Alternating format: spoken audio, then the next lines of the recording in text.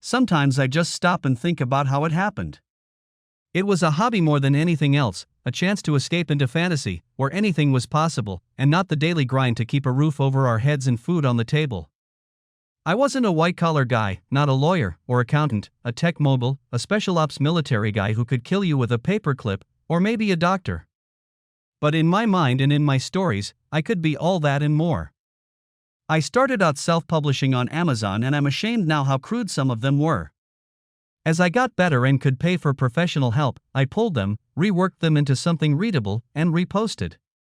The money I made the first year was a joke. I didn't break even. It was costing me more than I made to publish.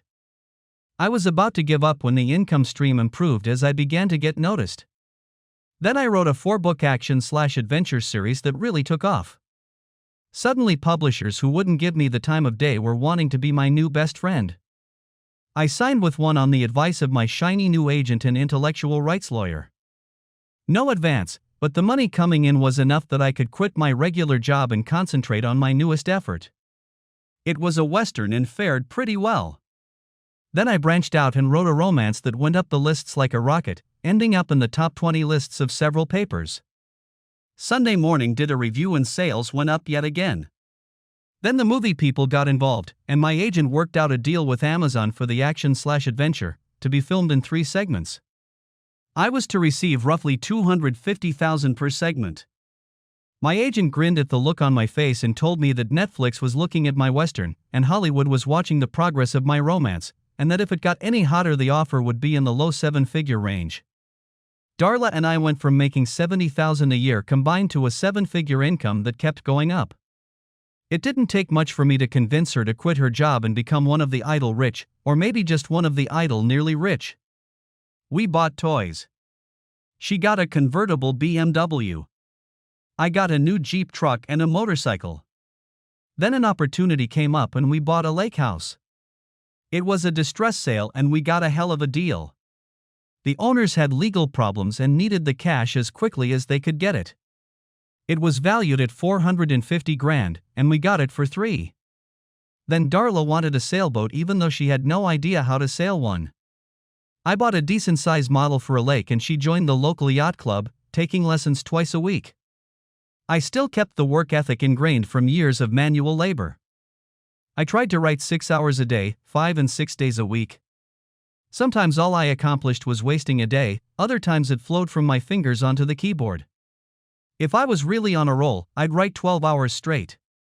It might look like I was slinging money around like a drunken sailor, but I wasn't quite so reckless.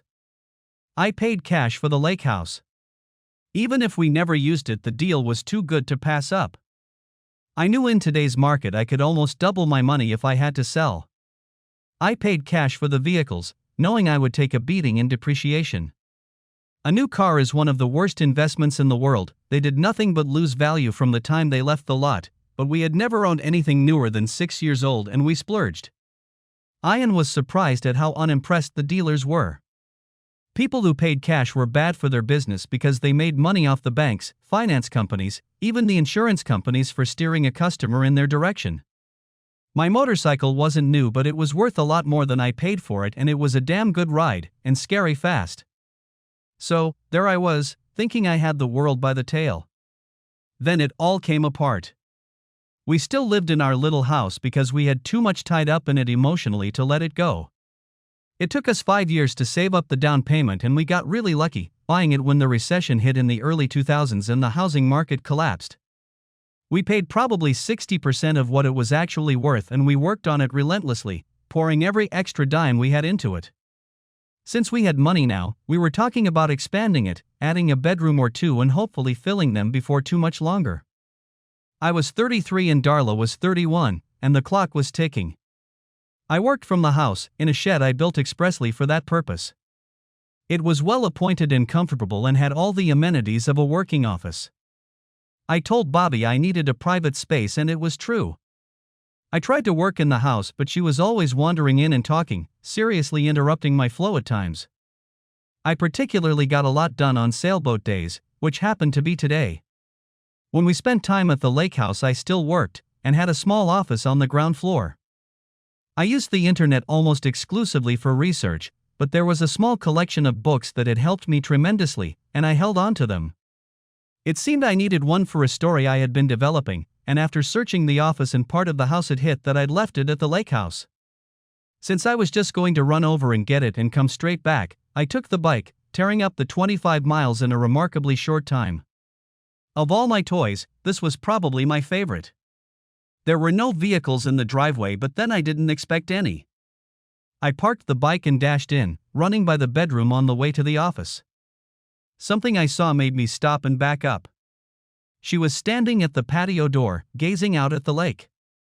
She had on one of my t-shirts, and one side was falling off her shoulder, exposing the straps of her black bra. The matching panties were lying on the sofa, and the light made it very clear there was nothing under the shirt. I just loved this view. She'd obviously heard me. So, did I. Now, not so much. She screamed and twirled around, letting the ham right up and show her luscious bottom. Miles. What are you doing here? A better question would be, what are you doing here, almost naked, when you're supposed to be on a sailboat in the lake? I know that look, I used to love giving it to you. Who is he? She started stuttering excuses when the door flew open and her sailing instructor breezed in. Damn, hot sex sure works up an appetite, doesn't it, babe? I got what you wanted, and? His voice just stopped when he saw me, then panic set in. Mr. Molson. It's not what it looks like. What it looks like is you two not out on the lake doing what I was paying you to do. It looks like it was more about sex than learning, but then again maybe you were teaching her new things. Don't blow smoke, don't lie, just get the fuck out. And it goes without saying your services are no longer required, a fact I'll explain in great detail to your boss. Go. I don't have transportation. Then walk. You got just enough time to get out before I get to you, but if I make it, all you'll be able to do is crawl. Your choice. He was a slender guy about 5'9", with the deep tan of someone who spent a lot of time on the water, good cheekbones, and pretty boy eyes. I was intending to shut them both, maybe punch the dimple off his chin, and he saw it. He was 2 jumps ahead of me when he hit the door, and I stood and watched as he ran down the drive. When I turned around, she was standing behind me. Honey, Just stop, Darla. It is what it is. You couldn't be happy, could you? You wanted it all and you almost had it. Now you'll get a little, but it won't be what it could have been. You'll never have to waitress again, but you may have to go back to work. I want you to think of me from time to time, when your feet hurt or your latest lover walks away, and realize what you lost. She gave a little strangled cry and reached for me. Don't touch me. I'm not sure how I'll react. Go sit on the sofa. Now. Darla jumped at the loudness in my voice and scurried to the couch. I took the opportunity to walk out the door, stopping long enough to take out the knife I'd carried since I was 12 and stab 2 of her tires. Knowing it would take a while for her to get her tires replaced, I took my time going home. Driving a motorcycle while filled with rage is not a good combination, and I willed myself to remain calm. When I got home, I packed a small backpack, jumped back on the bike, and rode for 6 hours before stopping in a little town in Virginia. I checked into a small independent motel, paying cash. I did have to furnish a credit card for security purposes, but unless they had to use it, there would be no record of me being there. The owners recommended a small restaurant within walking distance, and the simple food was well prepared and seasoned, and on the whole very satisfying. I filed everything away in my writer's mind, knowing I was going to be using it to set a scene in a future novel. By the time I left, I was an old friend, and 2 different couples offered to drive me back to the motel. I thanked them but told them I needed to walk to get the kinks of 6 hours on a motorcycle worked out. I ended up staying another night, taking a short trip to a local mall for a change of clothing, opting for jeans and a t-shirt. I got back to the motel and the 60-year-old woman that ran it was waiting for me. Miles Molson. I knew there was something familiar about you. Will you sign my book? She had 3 of them. 1 was for her, 2 were for friends of hers. Wait until the girls in my book club see this. A real live author, staying in my motel. I wish they could meet you. The lady had been very kind in the short time I'd known her, and I grinned. "When do you meet?" "Tonight." "Why?" "Ho. WD, you like to have a writer address your club? It would be good to talk to real people for a change." I seriously thought for a moment she was going to faint. "You'd do that for me?" "It beats staring at the walls and boob tube tonight." "I will require one thing though." She insisted on driving me to the local bookstore. I was amazed independent bookstores still existed, and I bought every copy of my latest novel they had in stock. Before I left, I posed for a few pictures, including one of me standing in front of the store, the logo prominently displayed. The only thing I asked was that it not be posted for at least 24 hours. By then I'd be well away. All 12 of the book club ladies were in awe, but that only lasted for 45 minutes. Then, with the directness of small town and rural people, the questions, while not insulting, were thought-provoking. Why did this character go in that direction while another chose not to? What made me reconcile the lovers in the end? Shouldn't she have been punished more for her indiscretions? That's when it hit me. I didn't need to punish Darla. I just needed to remove her from my life. Yes, she'd probably end up with a few $1 million, but how long would that last her? I had 7 new novels already plotted out, and there was no need to work on any of them until after the divorce. Then she'd have no rights at all to any profit I made. My money would hopefully continue to roll in and increase, while hers would eventually dwindle to nothing. In the end, I thanked the ladies for hosting me, and after about 1 million photos we were done. Marge insisted I have breakfast with her and her family before I left the next morning, and her husband got me to autograph the action-adventure he had, telling me how much he enjoyed it. I promised them copies of my newest as soon as they came out, and pointed the bike south. Just before I left, I turned my phone on, listened to the almost constant pinging as all the messages and texts rolled in, and dialed my lawyer. He seemed happy to hear from me.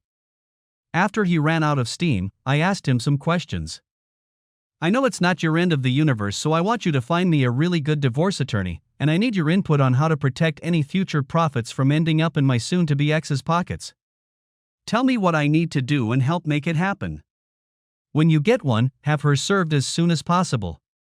It doesn't matter why you divorce in our state, so just make it irreconcilable differences and urge her not to be difficult. If she is, tell her I'm more than willing to let it drag out forever, but any cost she incurs will be on her dime out of her part of the settlement." The man had been an intellectual rights lawyer for 30 years, and he had faced this situation many times, so he called an old friend who had a reputation of being the biggest shark in the state, and she agreed to represent me. He also told me to stop working on anything I had, and if I couldn't, not to speak of it. At his urging, I called the lawyer and explained the situation. She asked me some very pointed questions about my fidelity and breathed a sigh of relief at my answers. What's out there is out there, and we can't deny it, or avoid giving her what she deserves. I'm really glad you have no problem with that. I have to ask, if you're that generous with her, is there any chance of a reconciliation? If there is, you can save a lot of money by stopping now.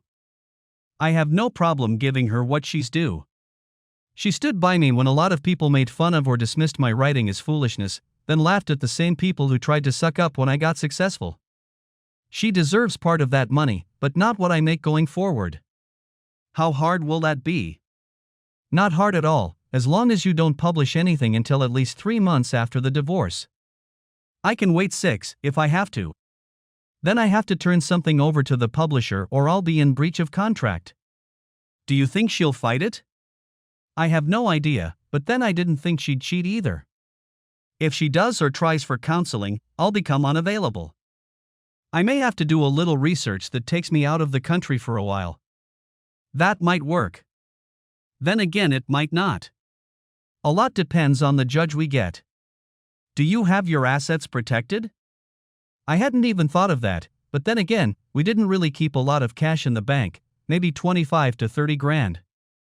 I checked when I hung up and the account had $10 in it. It hit me we had 5 credit cards and I hurriedly canceled all of them. I called the lawyer back and she told me not to sweat it unless I needed it and we'd deduct it from the settlement. She had me get hold of the bank and my investment advisor, and he liquidated a couple of things and put 50,000 in a new account with just my name on it. Then he froze everything until the divorce was settled. I got a new credit card the next day, and used it as I traveled. Before I continued on my journey, I rode my bike back to the yacht club and asked for the manager. He appeared, all smiles, and asked me if my wife enjoyed learning to sail. I have no idea. As far as I can tell, all her instructor is doing is teaching her to be a better fuck. I just wanted to tell you to your face what your employee was up to, and to let you know any further lessons will not be funded by me. You might want to make sure the check clears if she does. I could pursue legal action. I wouldn't get anything, but I would make sure it embarrassed the hell out of you personally and cost the club money and a bunch of legal fees. Or, you could fire the bastard immediately and this will all go away. The manager didn't bat an eye. I apologize, deeply. It is not the intent of this club to break up marriages. He's due back from a lesson in about 15 minutes. Would you like to witness his termination? Well, since you asked nicely. In 20 minutes, the asshole eased the boat up to the moorings and secured it to the slip. The woman he was instructing had to be in her late 40s and looked like an average suburban housewife, but he was stroking her bottom and whispering in her ear. She started and rebut-toned her top, just as the manager arrived. A good lesson, Mrs. Martin? Alvin teach you anything new today? Alvin. Really? I suddenly got a mental image of him as a chipmunk and it made me grin. Mrs. Martin was very flustered and stumbled through an answer. The manager smiled and nodded. I'm afraid this is going to be your last lesson for a while, unless you can find another instructor. My other 3 are booked solid all the way into cold weather. Alvin will be leaving us shortly. Alvin seemed surprised, and just as soon as the woman scurried off, the manager lit into him. I had a very interesting conversation this morning, Alvin. Does the name Miles Molson ring a bell? He went pale. His wife is one of my students. Ah, yes. A student. Mr. Molson tells me you have been teaching her all kinds of interesting things. I warned you about this the last time a husband complained. You have to go, Alvin. Clean out your locker and leave. You're barred from the premises. My dad will be in complete agreement when I discuss it with him over dinner this evening. Remember, he's one of the founding members of this club and chairman of the board. He will be very upset if rumors were to spread about your indiscretions. I hope you know how disappointed he is in you. 5 years of college and you're not even close to a degree? I'm giving you some free advice here. You might consider keeping your lips firmly planted on his backside for the next 2 months, or you might find out how cold the world can be, especially if you're paying your own bills. Go on now, get your things and leave. He sighed as his shoulders slumped and turned around, looking directly into my grinning face. I ought to kick your ass. You could try. We'll see how any training you have matches up to redneck foo. The Commodore, as he was called by all who knew him, laughed. Alvin, get your ass kicked on your own time, preferably far from here. Leave. Fuck you, old man. I'll kick your ass first. His eyes darted back to me as I laughed. Can I watch you try? The Commodore is retired Special Boat Service and the veteran of 2 wars, plus I happen to know he holds advanced belts in 2 martial arts. Do you mind if I film it? It'll look great on Instagram. I can see the title now, Young Punk Gets Ass Kicked by 70-year-old Man. You'll go viral in no time. He was looking back and forth at our grinning faces. The Commodore spoke in a quiet but humor-filled voice. That isn't exactly true, Mr. Molson. I'm actually 71. I'll make sure I correct that when I post. Alvin could see no upside in the situation, so he stormed by us, muttering and making unspecific threats. The Commodore sighed and offered his hand. Square. Square. You might ask my wife if she intends to pay the dock fees for her boat. I believe it's due in 3 days. I'll discuss it with her. I'm truly sorry for your situation, Mr. Molson. Thanks. So am I. We shook again and I left, wondering what kind of reception Darla would get when she showed up for the next lesson. Then again, by now Alvin will have called her and spilled the beans. I'd like to hear that conversation. I spent the next 4 months off the grid. I worked my way south, paying in cash and staying off the radar. When I got to Florida, I hopped a plane to Belize, rented a small bungalow, hooked up Wi-Fi, and worked. I'd call my lawyer once a month for updates. The second month we had a long talk. She's been to see me twice. I had tea. Oh, turn her away both times, citing ethics. Then she made an appointment, bringing a lawyer when she came. She was very disappointed when I refused to give her your contact information. Any more instructions? No. Carry on. When will it appear in court? In about another month and a half, maybe a little later. You coming? Do I have to? It would be better if you did, but I can quote obligations outside the country and the judge might buy it. Maybe not. We'll see. Let me know. Just so my lawyer wouldn't be a liar, I got my agent to book a few talk shows in Europe, including the Graham Norton show. It was one of his highest-rated shows as I talked about my upbringing, and he lost it when I described a snipe hunt to him. The actors on the couch with me laughed so hard they had to have tissues, and the French starlet gave a very unladylike snort, which set everyone off again. I got a couple of invitations to spend time on a yacht or country estate, but I turned them down as gracefully as I could, citing legal obligations.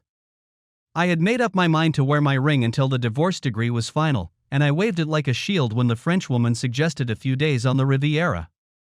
She seemed confused that marriage vows would matter. I showed up in Germany, Sweden, and Italy in successive weeks, running my frequent flyer miles up. The movies on Amazon came out, and were very well received. My publisher was trying to move my timeline up, but I had the lawyer and agent stick to their guns, promising them I would deliver on the agreed-upon date. I called my divorce lawyer and she had an update. You're on the docket. Monday next. You don't have to be there, but I suggest you show. She's fighting the settlement, but once the judge sees it, I have no doubt he will approve it. Well, he better. I was giving her half of everything we'd accumulated so far and it came up to almost $3 million. I was giving her our little house and insisting the lake house be sold. That was a sticking point because she wanted it badly. Never going to happen. I'd burn the place to the ground before I gave her the place she'd turned into a love nest to betray me in. She would also get half the proceeds from the Netflix deal. My business lawyer told me if I delayed long enough on the movie deal for the romance, she may end up getting nothing. Without that, she would still net about $5 million. She got to keep her car, our little house, and I kept my truck and bike, and we walked away.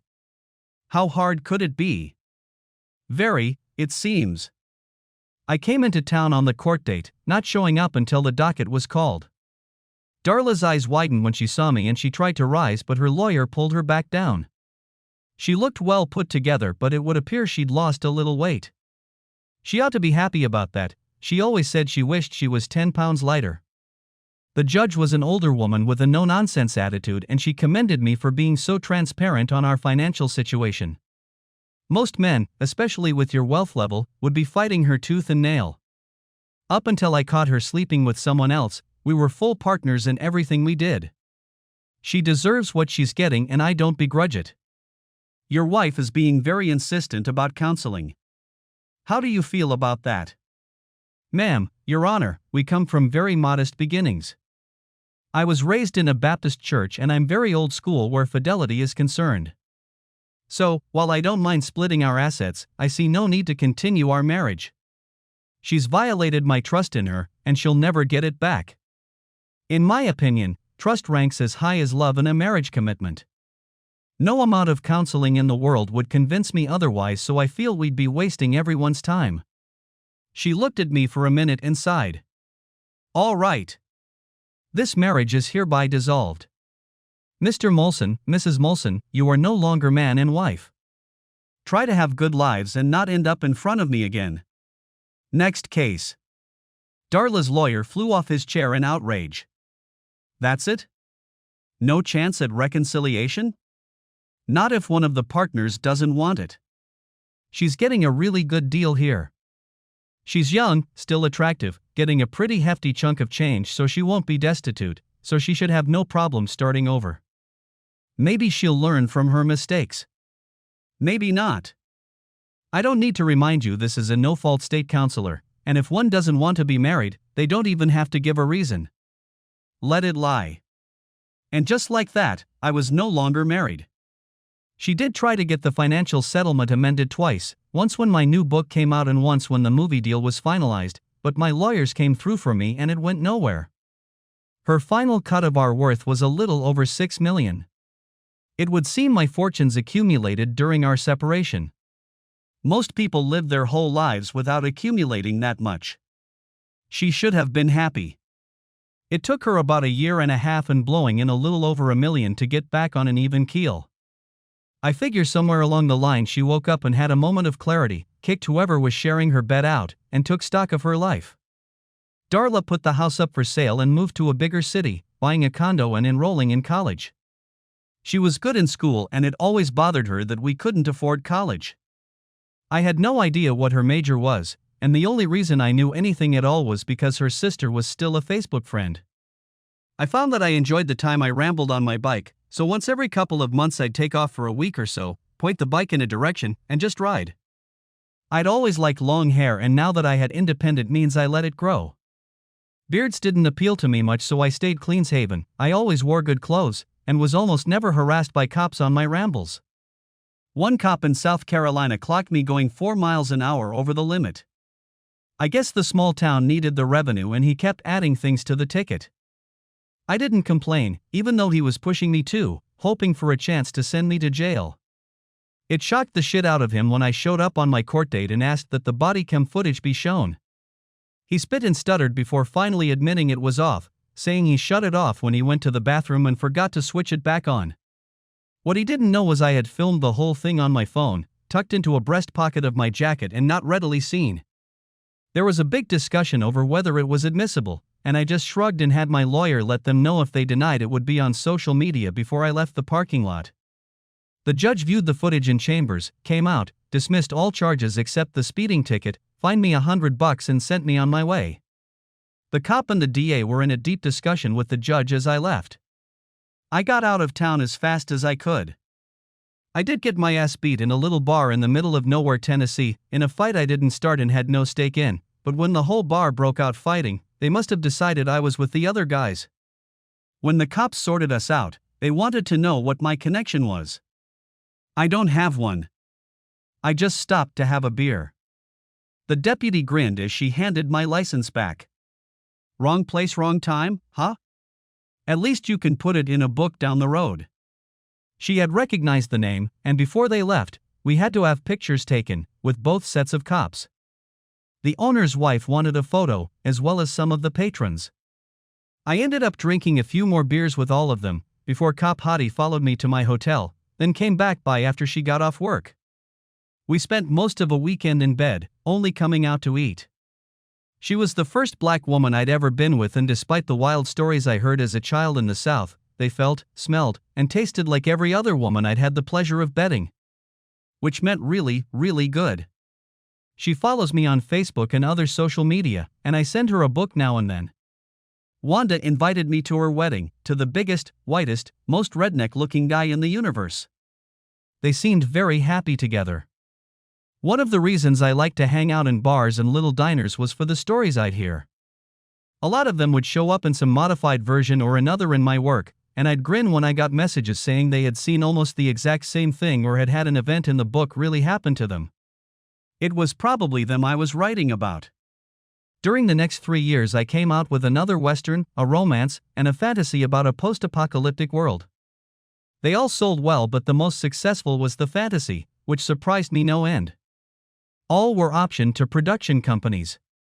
I was invited to tour the set of the fantasy production and I spent 2 days fascinated, learning tricks from makeup artists and special effects experts. I met the stars, briefly, but they weren't the ones I spent time with. I found I'd rather watch the magic being made than watch the magicians pulling off the tricks. The people doing the Western found out and they invited me. I even got to appear on film, as Outlaw Number 3, where I got hanged. It was kind of creepy, but the rig was safe and the noose wasn't secured to anything, just in case. They told me not to shave for 4 or 5 days, then I went into the makeup chair where they greased my hair, rubbed dirt onto my face, and stained my teeth. I was definitely not leading man material when they were done. I asked them not to name me in the film because it was just a lark and they smiled, saying most writers wanted it out there. I didn't go near the romance, although WH. And I saw the bedroom scene at the premiere, I wished I had. They almost didn't get their R rating. I traveled, I dated, I even had 2 fairly long-term relationships, but they fizzled out.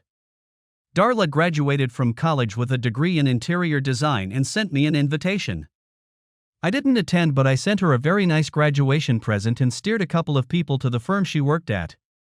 I was at my publisher's office, going over some contract details, when I met Helene. She was medium height and could have stood to lose about 15 pounds, but she carried them well, overall being very shapely. Lush is the word that came to mind. She had a cute little mouth, a pixie nose, jet black hair and very blue eyes. I kept wondering where I'd seen her and my agent noticed. That's Helene Montoya, the host of one of the hottest cooking shows on television. She's here to negotiate for her 3rd cookbook. She doesn't sell like you do, but she makes very good money. I knew then why she looked familiar. I had one of her cookbooks. I caught her glancing at me a couple of times, so she probably knew who I was. She often talked about the perils of cooking for one because she was recently divorced, and it was the theme of her shows last season. Working up a little courage, I approached her. If you could eat anywhere in the world, where would your next meal come from? She seemed a little startled before smiling. That's one of the most original come-on lines I've ever heard. My choice might surprise you. It would be Yami's Drive-In, in my old hometown. I'd kill for one of his Yami burgers with the works, piled high on the sides with French fries and onion rings. It shocked her when I said I knew of it, and had eaten there twice in my travels. That led to a discussion of road food. I told her about a Chinese restaurant in Boone, North Carolina, that was in an old farmhouse and all the rooms had been converted into private little dining rooms. Then I told her about a fatback plate I'd once gotten in a little diner in Greer, South Carolina. She talked about crab cakes in a seafood restaurant in Maryland, and barbecued mutton she'd had once in a little Tennessee town. That led to a discussion on barbecue in general, from all the southern states and a few western ones. Damn, now I'm hungry. I looked down at my watch and grinned. When I signed my last contract, my publisher had made a big deal of presenting me with a Rolex. I accepted gracefully, letting him have his moment, then I met with him a week later and gave it back. He seemed shocked beyond words. Don't think I don't appreciate it, because I do.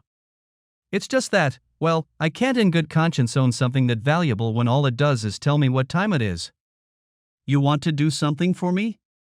Sell it and give it to aspiring writers, maybe high school kids who could use a little encouragement. Think of it as training your next bunch of suckers to make you even richer. I think he liked that idea. He announced the scholarship in the local paper and social media, saying it was my suggestion. He even hit other writers for help and was surprised at the response. A camp was organized and 4 writers, me included, taught seminars.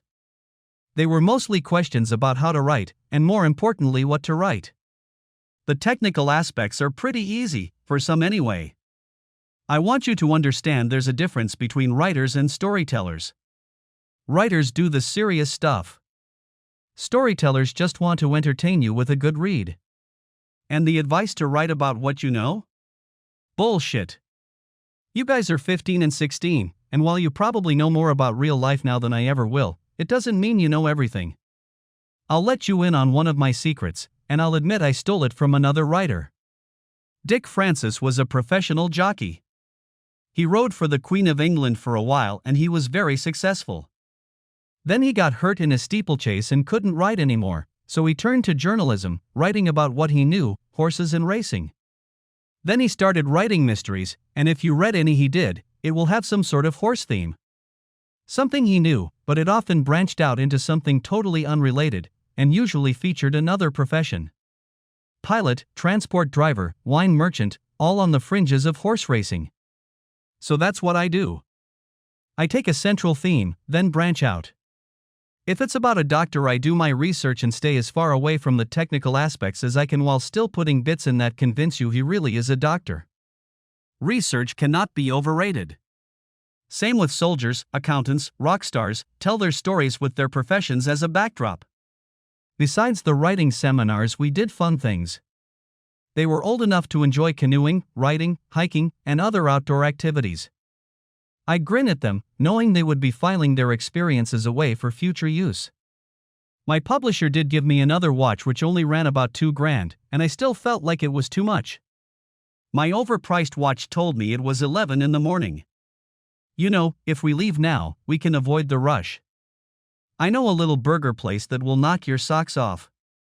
It's not Yummies, but it's damn close. 10 minutes later we were in my truck. 15 minutes after that we pulled into a real drive-in, complete with skating waitresses. The grill they use was made in 1947, and it's never been washed with soap. The seasoning is worked in so deep it'll never come out. The milkshake machines were made between 1960 and 65, totally refurbished. They have 12 flavors of shakes, all made with ice cream churned on premise. Their one gimmick is their fries. They mix up different kinds, so an order might have seasoned fries, regular fries, shoestring, all mixed together with an onion ring or two thrown in. Helene's eyes were shining with excitement and she actually applauded when our waitress brought out our orders, skating up and doing a 360, stopping right at our window. I gave her 100 to split with the other two and they showed off, weaving and twisting as they passed each other with millimeters to spare, finishing up by jumping a picnic table in tandem. We managed to eat all the third-pound burgers, but most of the fries stayed on the tray. Helene did manage to winnow out the onion rings and dispose of them. The shakes we got almost finished us off and we were right on the verge of a food coma. Helene surprised me by getting out and following a girl into the building, turning around to wave me in. She spent 15 minutes talking with the owner and grill master. He told her his cousin in Louisiana had a similar operation and he had always admired it when he visited, so when he came into some money, he opened one of his own. I had to take a picture of the entire crew with Helene in front of the building. The owner had it blown up and hung over the door. Then one of the waitresses recognized me and Helene grinned as she fawned over me. We both had to sign their ticket books and a bunch of menus before we left. She moaned as we pulled into the parking garage. I'm gonna have to spend the rest of the afternoon in the gym or that food will go right to my ass. Well, lucky food then. I'm gonna take a nap. She glanced up and saw me grinning, so she relaxed. I held the door as we re-entered the office. It was nice to meet you, Helene. I've got one of your cookbooks, and I watch your show from time to time. It inspired me to put a little garden in, and I have one section just for herbs. I took your advice and put them in boxes and pots, and even then, the oregano seems to try to creep out every time I'm gone. I've read your books, most of them, and watched a couple of movies. High Noon at the End of the Universe is one of my favorite movies of all time. That one was a lot of fun to write. Space westerns seem to do well. We talked for a few minutes before she had to go into the office. 3 weeks later I was watching her show and she shared pictures of the diner I'd taken her to, telling her audience what a good time she'd had and how good the burgers were. There were a couple of pictures of us together and she grinned at the screen. In case you're wondering, my companion was Miles Molson. We share the same publishing company and met there. He took me to Mel's Drive-In when I told him how much I missed the burgers I used to get from a place a lot like this in my hometown. He's a lot of fun to be around. I wonder why he hasn't called me yet. Miles, if you're watching, I'm still single, hint, hint. She was laughing. While most in her genre wore professional chef-type clothes, she always looked like she was on a fashion shoot rather than in a kitchen. She favored flowing dresses that showed a hint of cleavage, and I'm sure a lot of guys watched for that as well as the recipes. Her hair was always piled in a sexy bun with stray tendrils floating around. Her style of dress was like 50s housewife meets high-fashion diva, and she pulled it off well. Getting the phone number for the show from my publisher, I called and left a message. She must have been on set because she called back less than 2 hours later. I'm guessing you watched the show yesterday. Is there something you'd like to ask me? Direct and to the point, I see. Helene, would you like? Yes, I would. I'll text you my address. Be there at 7 and wear a suit. We're going to one of my favorite places. I'm sure you'll enjoy it. We talked a little more until she had to go back in front of the cameras, and several times before we went out. I put on one of my suits I'd picked up while I was in England, and drove my Cadillac. Her dress was understated but stunning, custom made to her measurements by a top fashion designer. We fit right into the crowd at the five-star restaurant. I recognized a few of the patrons, high-profile politicians, actors of the stage and screen, and a few sports figures. It seemed everyone knew who everyone else was and by unspoken agreement left each other in peace other than an occasional friendly greeting. Some of the things she insisted I try didn't appeal at all, but a lot did. We ate as lightly as we could, but it was a 5-course meal, not counting dessert. The privacy agreement went out the window when we emerged. There were several paparazzi hanging around, taking photos of everyone who entered or left. Ignore them, she said, as she walked to our vehicle. She looked around when she got there and I was gone, talking to them. They were really surprised, and when Helene came back, we even posed for a few pictures together. She was not happy with me when we left. Why did you do that? Research for one of my next books. I've always wanted to do a murder mystery, and I bet those guys have some tales to tell. Besides, we'll be all over the rags tomorrow. What did the actor from the past used to say? Any publicity is good publicity? Besides, we're just B-listed best. The first time a big name pops up will be toast. I didn't know it at the time, but I'd offended her. She considered herself an A-lister of the highest order. She was every bit as hot in bed as I thought she'd be, and despite her dimensions she was incredible, athletic and flexible. People got used to seeing us at events and she mentioned me often on her show. She giggled once while she fixed a dish, saying Miles hates this. Not plebeian enough, I guess. Plebeian? Well, maybe. I found out pretty quick we were from different worlds. She took me home to Texas for her parents' 30th anniversary. It looked like an English manor house had been dropped right in the middle of a cattle ranch.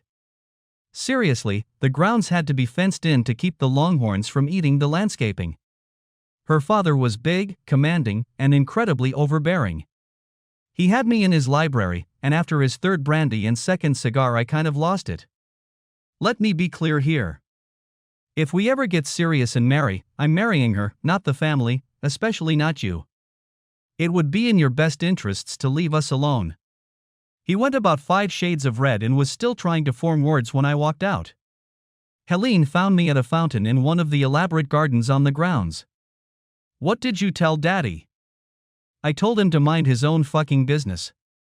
I saw her jump a little in the moonlight, then she started giggling. What did he say?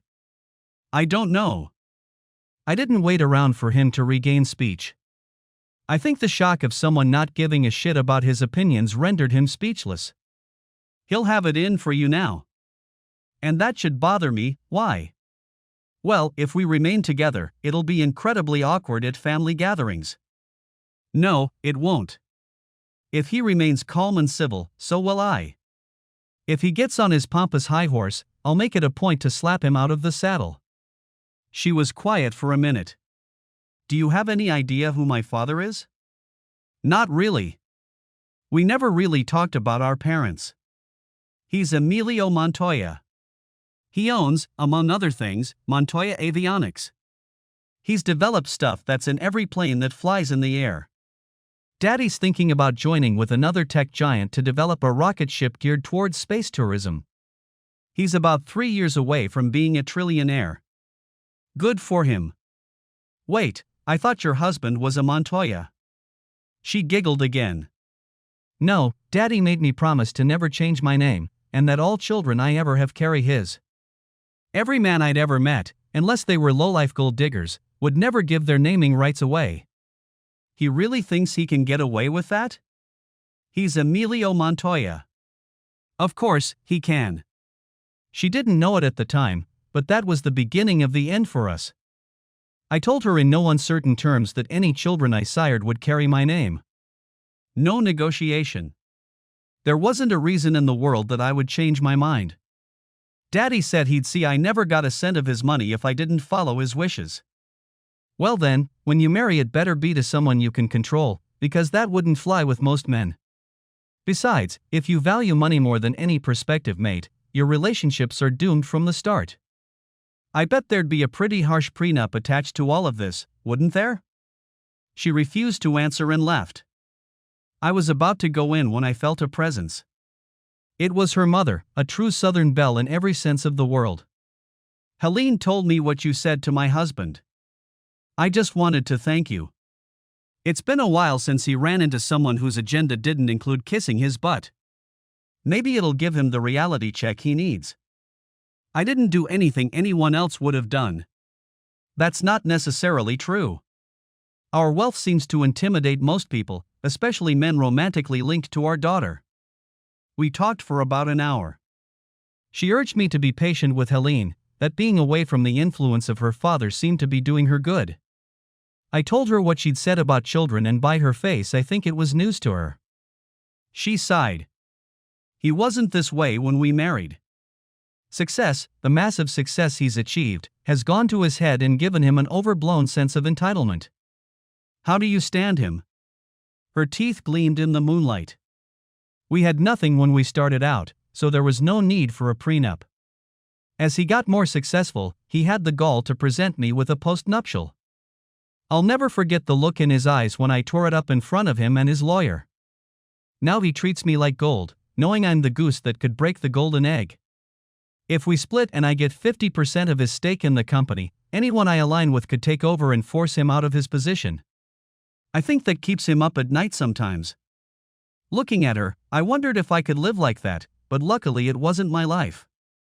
She showed me to an empty bedroom and I crashed for the night. Helene had little to say to me the next morning, and her father didn't dine with us. Her mom was in good humor and teased her a little, getting me to smile. The ride back to the airport was a little chilly. We'd kissed and made up after a week, but the conversation was always in the back of my mind. We each maintained separate houses, but for all intents and purposes we lived together. She tended to visit her family once a month, and I always seemed to be immersed in research, so I skipped most of them. 8 months later, Helene was hinting strongly about a ring. I decided to be blunt. I have deep feelings for you, Helene. I could love you very easily, but let me ask you something. Would you marry me even if I insist that any children we have bear my name? And I'd insist you bear it as well. I'm a man who needs total commitment from a mate, and I'd never ask for a prenuptial agreement. Look me in the eye and tell me you can do this, and I'll be ring shopping before the week is out. She left, and she never came back. I talked to her twice afterwards, and she was cool towards me both times. I wrote it off as a lesson learned and let it go, but she couldn't. She announced on her show we were no longer a couple because I lacked vision and was a very shallow person. Then she started dropping tidbits and gossip rags in shows like TMZ that I was also lacking in the bedroom. I never responded to anything until she showed up at the Emmys drunk on her ass with a country singer barely out of his teens, telling everyone she was glad she found a real man who knew how to use his equipment, unlike me. I got my revenge the only way a writer can. I wrote her and her father into my next novel, and both characters came off as shallow, petty people to avoid if at all possible. I also hinted around their relationship might not be as traditional as one would think. It sold very, very well. When a reviewer asked about it, I admitted they inspired my characters, giving the old saw about writing what you know. That sparked off threatening letters from multiple lawyers, but I had been at the game long enough to know how close I could skate to the line, and had a pretty spiffy set of lawyers as well. I also had a secret weapon. 2 paparazzi I had befriended for my research became, if not friends, then close acquaintances. One even warned me about Helene before I got in too deep. You need to be careful with her, man. Her daddy fucks up everyone who says a bad word about her. There's been a few incidences as well as interesting photos that have been squashed or bought off in the last few years. One guy that wouldn't stop got beat pretty bad. Bone-breaking, organ-damaging bad. When the Grammys happened, he was one of the photographers and he followed them to an after-party, sneaking into a building across the street and shooting everything from the 3rd floor. He called me first, offering the photos. I gave him above what he asked and sent one to both her and her father. It showed her stoned out of her mind, her gown down to her waist, with a man attached to each nipple. The picture came with a note. It's over, we're over, and I won't tolerate another disparaging comment or innuendo from either of you. The first one, even if it's mild, and this picture shows up on the internet. Never speak my name in public again. Emilio was smart enough not to approach me, so he sent a team of lawyers, offering stupidly high amounts of money for rights to what I had. I sent another back with them, showing her sitting on a bench, still topless, with a man on his knees, his head under her flowing dress, with a clear message. No. Leave me alone, and this never sees the light of day. I saw the cover of the Wall Street Journal. NAL 18 months later, showing Emilio and his wife in separate photos. She'd filed for divorce citing infidelity. She had obviously been planning it for quite a while, because prior to the split she had managed to accumulate enough stock on her own to make her the majority stockholder after she got half his shares. He'd be working for her if she let him stay. I smiled all day. Helene married and divorced 3 times in the next 6 years and never had children, so there was no argument over naming rights. Her mother married a man richer than she was 3 years after her divorce. I saw her and her new husband in Monaco, while I was there for the release of my 8th movie. We had a pleasant dinner and she told me she had hoped I would be the one for her daughter. I told her I wished I'd been on the scene 30 years before because she'd be my wife now. She flamed red and her new husband tried his best not to laugh. She whirled around and told him if I had he'd just be a passing acquaintance. Then she laughed and gave him a big kiss. They invited me for a few days of cruising on their yacht and I had to decline, but promised faithfully to go with them the next time if I had enough notice. They made me promise, so I think they were sincere. Helene's show had been cancelled despite Daddy's money. She wrote a few more cookbooks and posted a YouTube channel, but she didn't have a lot of followers and she quietly drifted into obscurity. Myra told me she'd moved back in with her father when she left and I could see by the look on her face it troubled her. I got the vibe that there was nothing inappropriate between them, just an extreme case of daddy worship. Then again, who knew? I certainly didn't want to. I thought about how my life was going as I lay down that night. I just spent the day and evening hobnobbing with some of the richest people in the world and they seemed to accept me as one of their own. Quite a jump for the redneck who never went to college. I think a lot of it had to do with the fact that I wasn't intimidated or awed by who they were. It didn't matter if a woman had on a $50,000 designer dress or a $15 one from Walmart, they were the same creatures underneath. The same for the men, a bespoke tux and a pocket full of money didn't make you any different from the guy in jeans and a tee. Every one of them had their own dreams, triumphs, and miserable failures, just of different magnitudes. I got just as many story ideas from them as I got from the people in the little bars, coffee shops, and diners I frequented, in very small differences. My latest was a romance, a semi-Cinderella story, the woman rich beyond the man's wildest imaginings, gleaned from my ability to walk in both worlds. The bidding for the movie rights was already heating up and it had only been out for 3 weeks. The premiere over, obligations fulfilled, I went home. Now home meant my 4-bedroom house on the same lake as my old one. Darla had been furious when I insisted it be sold and neither of us got it, but my lawyer had a nice chat with her lawyer and made him aware of how costly and prolonged the divorce would be if she didn't concede. It still took 3 months to get her to agree. It didn't really matter, she had her own money now and could buy anything she wanted, so she bought a house 5 doors down from our old one. When I bought mine, I made sure it was as far away as possible and still share the same shoreline.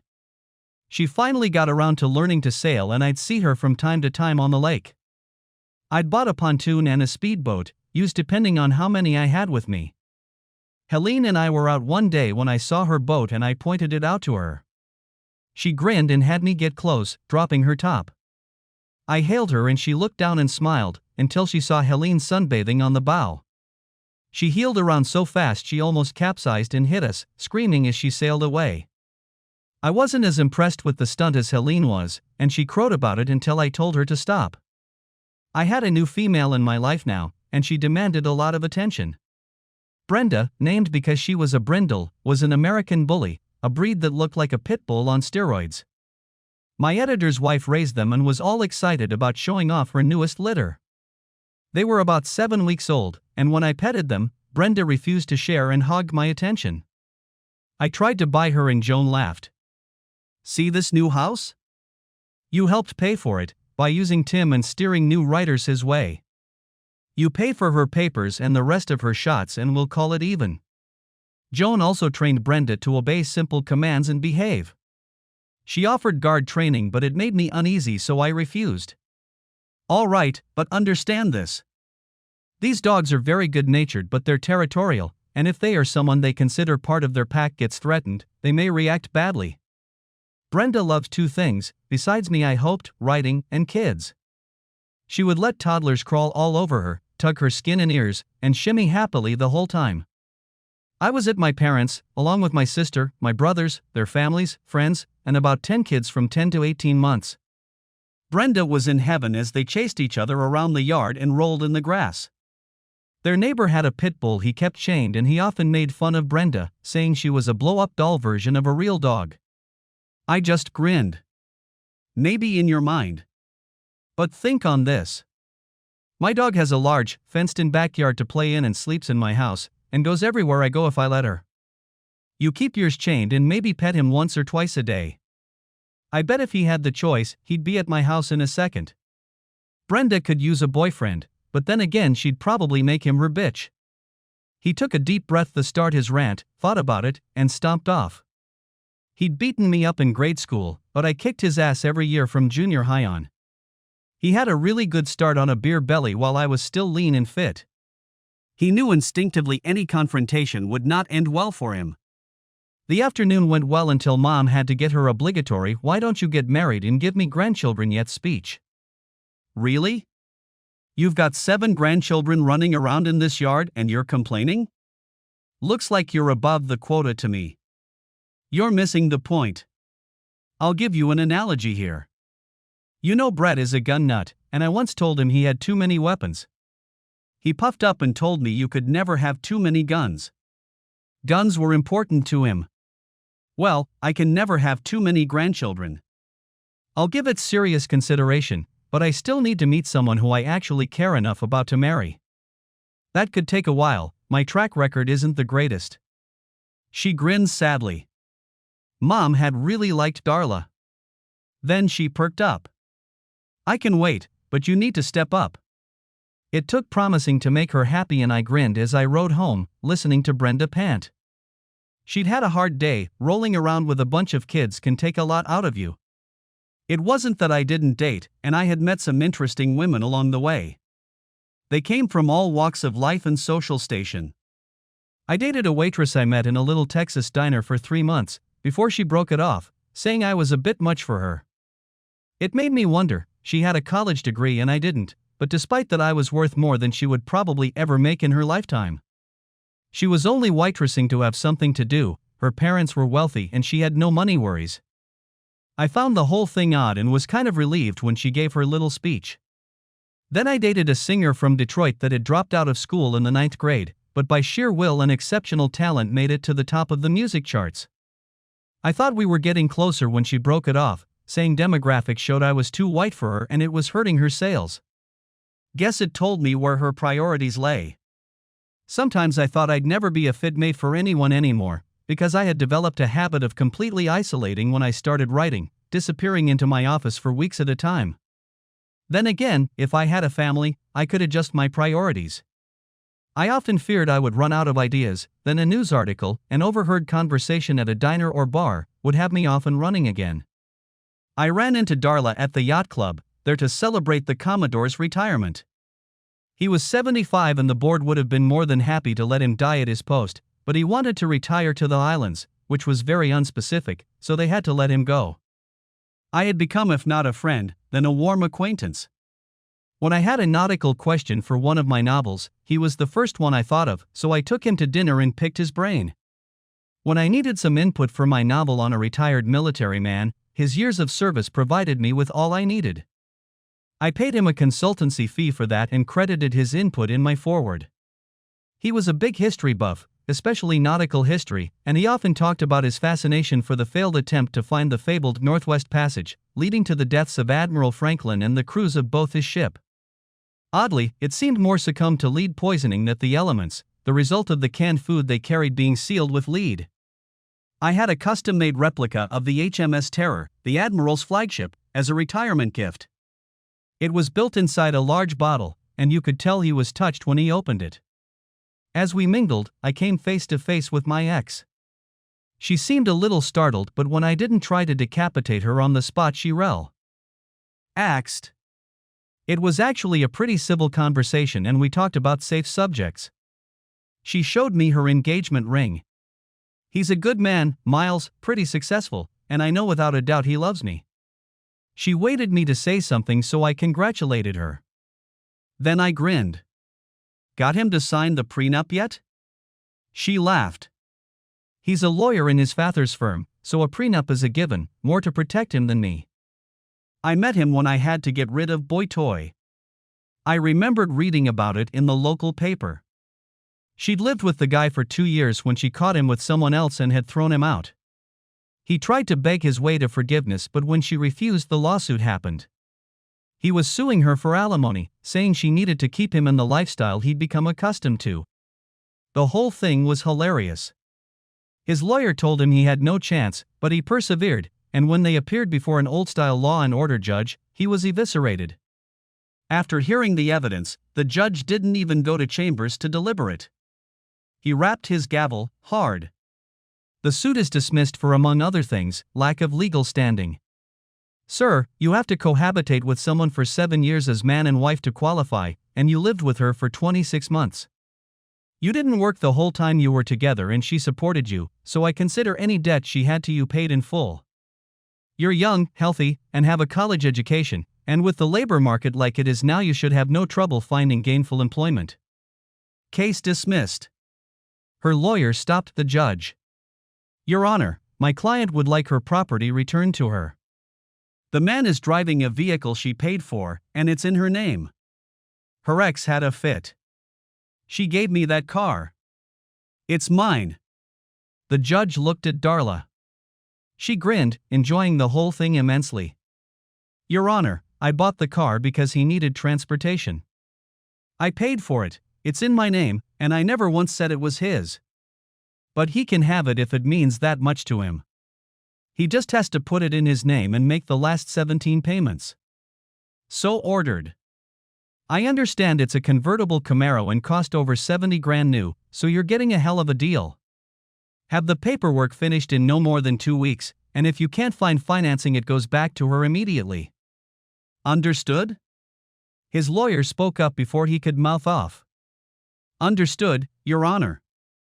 The lawyer told him he'd help and paid off the loan, and as soon as it was transferred into his name, the lawyer took it for not paying his bill. I was grinning about it when Darla had a thought. Don't you dare put that in a book. It's already half written. You'll be pleased to know your character came out smelling like a rose, met her Prince Charming, and lives happily ever after. It would seem life is mirroring fiction. She got really quiet for a minute. I let it get to me, you know?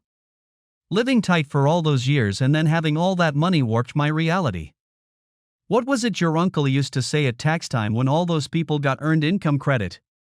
That they all got redneck rich? Well, that was me. I just took it to extremes. If it means anything, I'll regret it to my dying day, but I know you'll never forgive me, so I've been forced to move on. For what it's worth now, I'm really sorry. Before I could respond, her new man walked up. I took in the suit, the perfect haircut and gleaming teeth, the hint of the God complex so common in doctors and lawyers in his eyes, and wondered if she was making a mistake. Then he looked at her and got all tongue-tied when she pulled him down for a kiss, so I knew she'd be all right.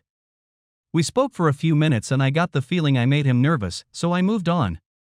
I shook the Commodore's hand and told him not to forget me, because when I ran into a subject that I needed expert advice on, he'd be the first I'd call, even after he moved back to Scotland. He really appreciated the gift and told me what his retirement present to himself was.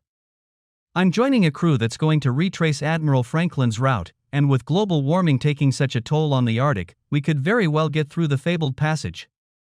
I wished him well, told him to keep a video log and post it for the world to see. The idea pleased him. Just as I turned to leave, he put a hand on my arm. Let me introduce you to my granddaughter. She flew over to help me close out my life here, something I never knew I needed so badly. Miles Molson, I'd like to introduce you to Fiona Wallace, my second oldest granddaughter. If I'd been expecting a flame-haired Scottish sprite with green eyes and a galaxy of freckles, I'd have been badly disappointed. Fiona had naturally light blonde hair, blue eyes, and stood just over 6 feet tall. She looked like a Nordic princess, maybe Freya of Viking mythology. Her eyes bubbled with mirth as she shook my hand. Not what you were expecting? I wasn't expecting anything, but if I had, you wouldn't be it. I have a feeling there may be Viking ancestry in your bloodline. There is, but it's not ancient. My father is Swedish and I definitely got his looks. Your father must be a very pretty man, then. As soon as it left my mouth, I realized what I'd said. She burst out laughing and the Commodore tried mightily to hide his smile. Not how I describe him, son. She got his physical traits, but the beauty comes straight from her mother. Well then, they must make a very striking couple. I'd like to meet them sometime. We talked for a few minutes before someone led the Commodore off for yet another round of goodbye toasts. I was captivated by the woman, but she lived on a different continent, so I wrote it off as a pleasant experience. She was definitely showing up in a book somewhere down the line. After a few minutes, I made my exit. It's been a pleasure, but I have to go. I'm off to Chile tomorrow, for some research. Tell your grandfather I'll call him when he's settled in. If you're looking for your wife, she's over there. I looked in the direction she'd indicated, to see Darla staring at us, and she didn't look happy. That's not my wife, at least not anymore. We've been divorced for over 4 years now. Does she know that? See that handsome man coming towards her? They're to be married in 4 months. She shrugged. I give it maybe a year. I know his type, and they love themselves far more than they could love anyone else, and it makes them feel entitled. You're very astute. He's a lawyer. Ah. The way she uttered the single syllable spoke volumes. Well, let's hope for the best. That's very generous considering who you're talking about. Still carrying a bit of a flame? No. I mean, I remember what we had sometimes and it makes me sad, but not enough to go back to her. In case you're wondering, she's the one who cheated. I'm a bit rigid about some things and fidelity is at the top of the list. You either are faithful, or you're not. And if you're not, as far as I'm concerned, we're not. That's simple. She sighed. It's interesting to see someone who views life in such a black and white frame. No shades of gray in your life? Not that I can remember. Well, as enlightening as this conversation is, I need to go. Early flight tomorrow. It has been a pleasure talking to you. Give the Commodore my best. To quote the British, the Commodore was in his cups. It was a good thing Fiona was a large woman. I had a feeling she might have to use some of those muscles before the night was out. She surprised me with a hug, and I found her card when I removed my jacket. Well now. I spent a couple of very relaxing and interesting weeks down in South America. I was researching privateering along the coast, and it had a rich history going all the way back to the 1500s. I hired a local professor to guide me, and we went places I'm sure the tourists never saw. Most of the people were open and friendly, but we did go to one remote village that could only be reached by foot or muleback, and to say they were suspicious of strangers would have been an understatement. They kind of warmed up after the second day, especially after I got drunk on their style of beer and sang them songs as we danced in a circle. I played my harmonica for them and the headman liked it so much I gave it to him as a parting gift. The professor was amazed when they showed us a few of their treasures, coins from Portugal, Spain, and Britain, most all in gold. We talked on the way back down the mountain and he swore me to secrecy. I agreed, knowing the horde of treasure hunters such news would unleash. I never told him about the Spanish doubloon in my pocket, a gift from the family I stayed with. I had found that in remote areas, candy was worth more than money, especially if you gave it to the children. I handed the bag to the wife, telling her to dole it out wisely. They smiled like mad and I wondered as we negotiated the steep trail if it would be shared. I emailed the Commodore, but Fiona answered and said he was off to find the Northwest Passage and wasn't expected back for several months. I hoped he enjoyed his adventure and would be sure to contact him when he got back. He was a walking encyclopedia, what an antiquated term, I reflected, of British sea lore going back to the Middle Ages. I introduced him to a film crew and they ended up using him as an historical consultant, going as far as giving him a mention in the credits. Word got out and he often gave advice film companies were willing to pay for. It was a very profitable sideline. I wondered what he would think when he found out the BBC/Netflix documentary of his expedition was funded by me, through my shiny new production company. Both my agent and my lawyer had been pushing me to start it, saying it would give me even or control over my work. And bigger fees for them. I rested for a week, then locked myself in my office and started working. I had to stop from time to make notes, to give to the Commodore for verification. It wasn't necessary, but when I wrote about a certain time period I wanted to be as accurate as possible. 2 months later Fiona called. Grandfather is back, but his adventure took a toll on him. I could hear her as she moved, until she thought she was safe from being overheard. He looks bad, Miles.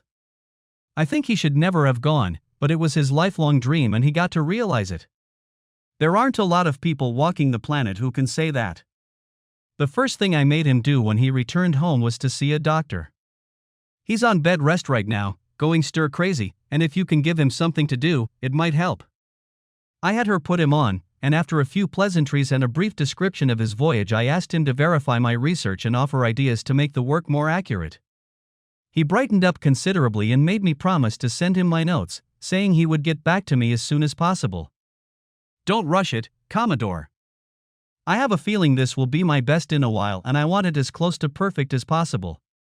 He laughed, knowing firsthand how anal retentive I could be at times, and we rang off. I stared at the phone for a second and decided to go see him as soon as possible. I grinned, thinking about the anal retentive part. I was known to get obsessive from time to time. I had a writer friend I would visit whenever I was in her town, most always dinner with her family, although we did go out once in a while. Her husband was big, moved with the grace of a cat, and had eyes that roved constantly.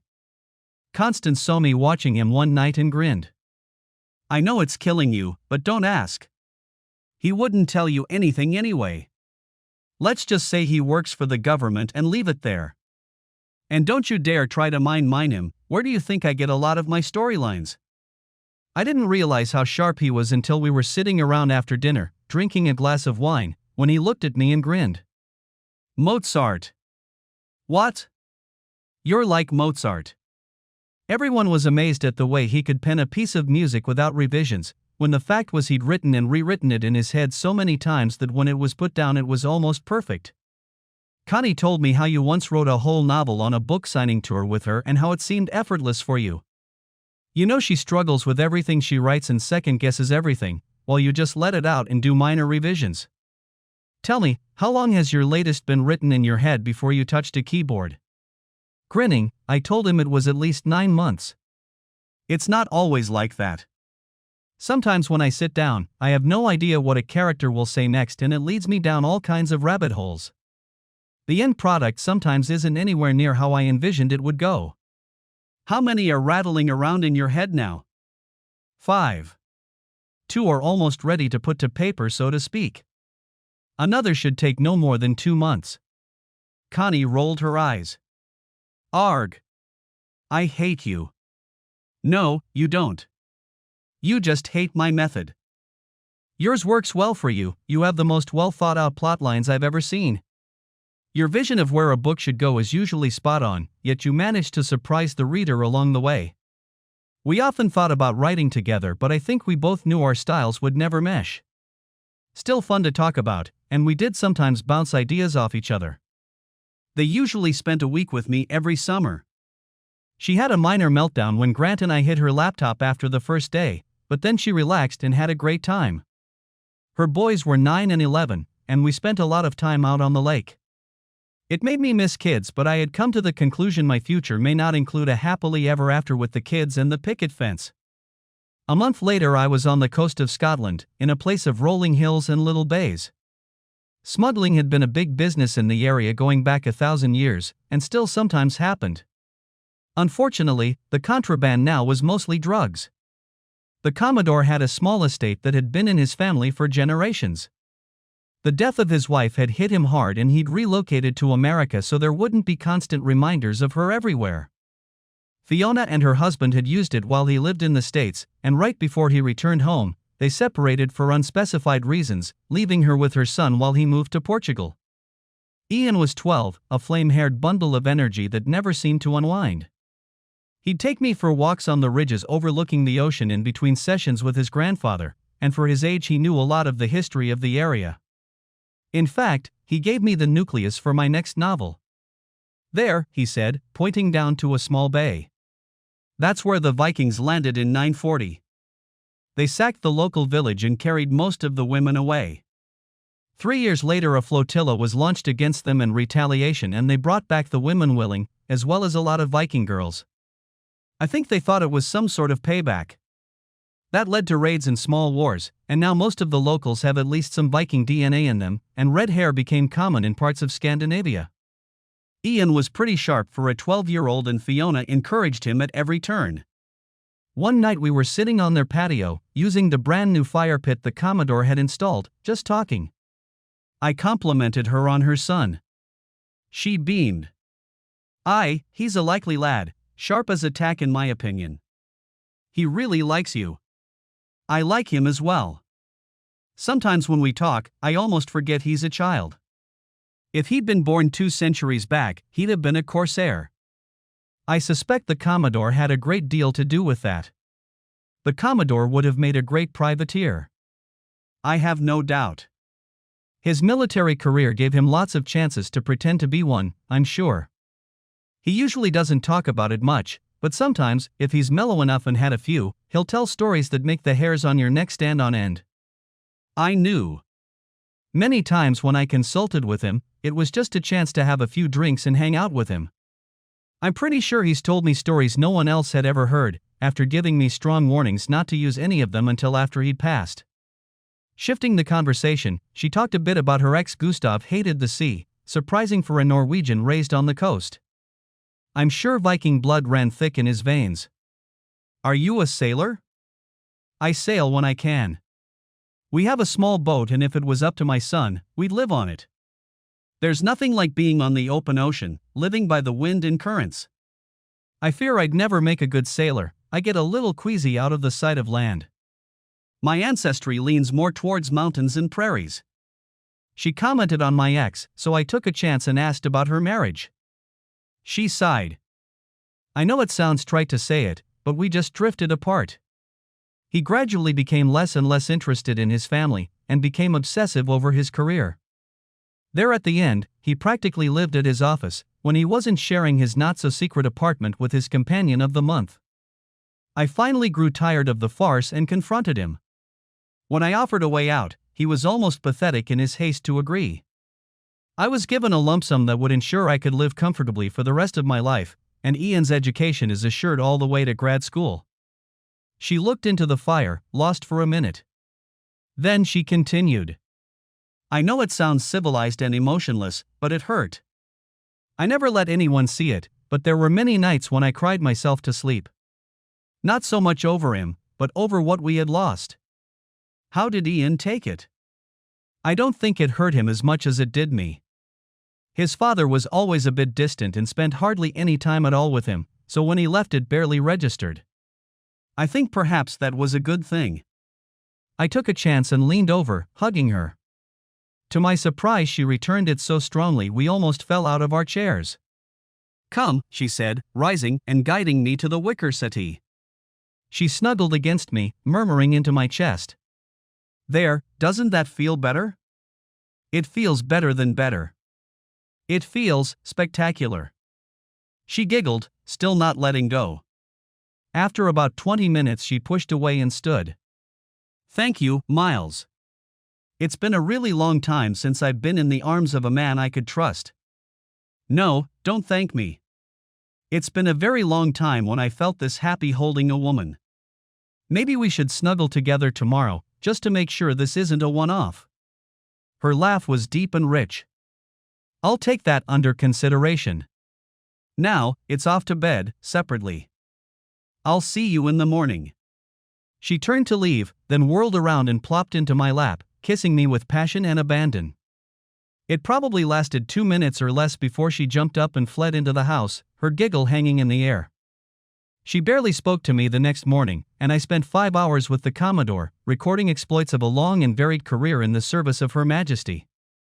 We finally broke when he said he was tired, and I wandered out on the deck, pondering the things he had told me. I looked up to see Ian grinning at me.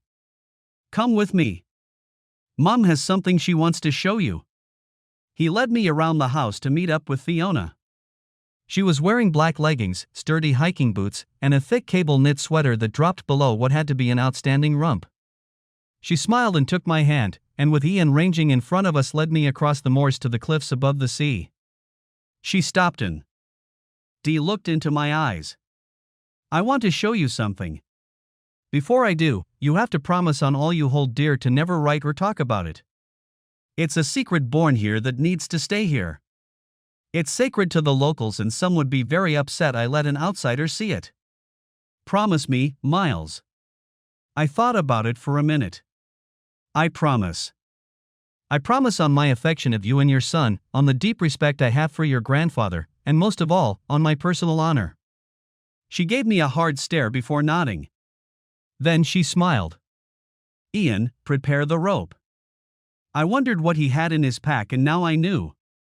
He attached the rope to a windswept tree and tossed it over the edge. He grinned at me. Relax, there's a trail, but it's very steep and you can't afford a misstep. Just hold the rope as we descend and you'll be fine. Fiona went first, and it was indeed rough going. I followed as best I could and Ian brought up the rear. We descended about 80 feet before stopping on a ledge, probably 10 feet above the sea. It wasn't a tranquil bay, but high waves crashing over jagged rocks. Fiona walked to the edge of the ledge and just seemed to disappear. I walked over and discovered an opening just large enough to walk through, the shape of the rock making it almost invisible. When Ian was inside, she lit 2 torches and grinned. We could use electric torches, flashlights, but it seemed sacrilege. Follow me. We walked about 30 feet before the passage opened into an enormous cavern.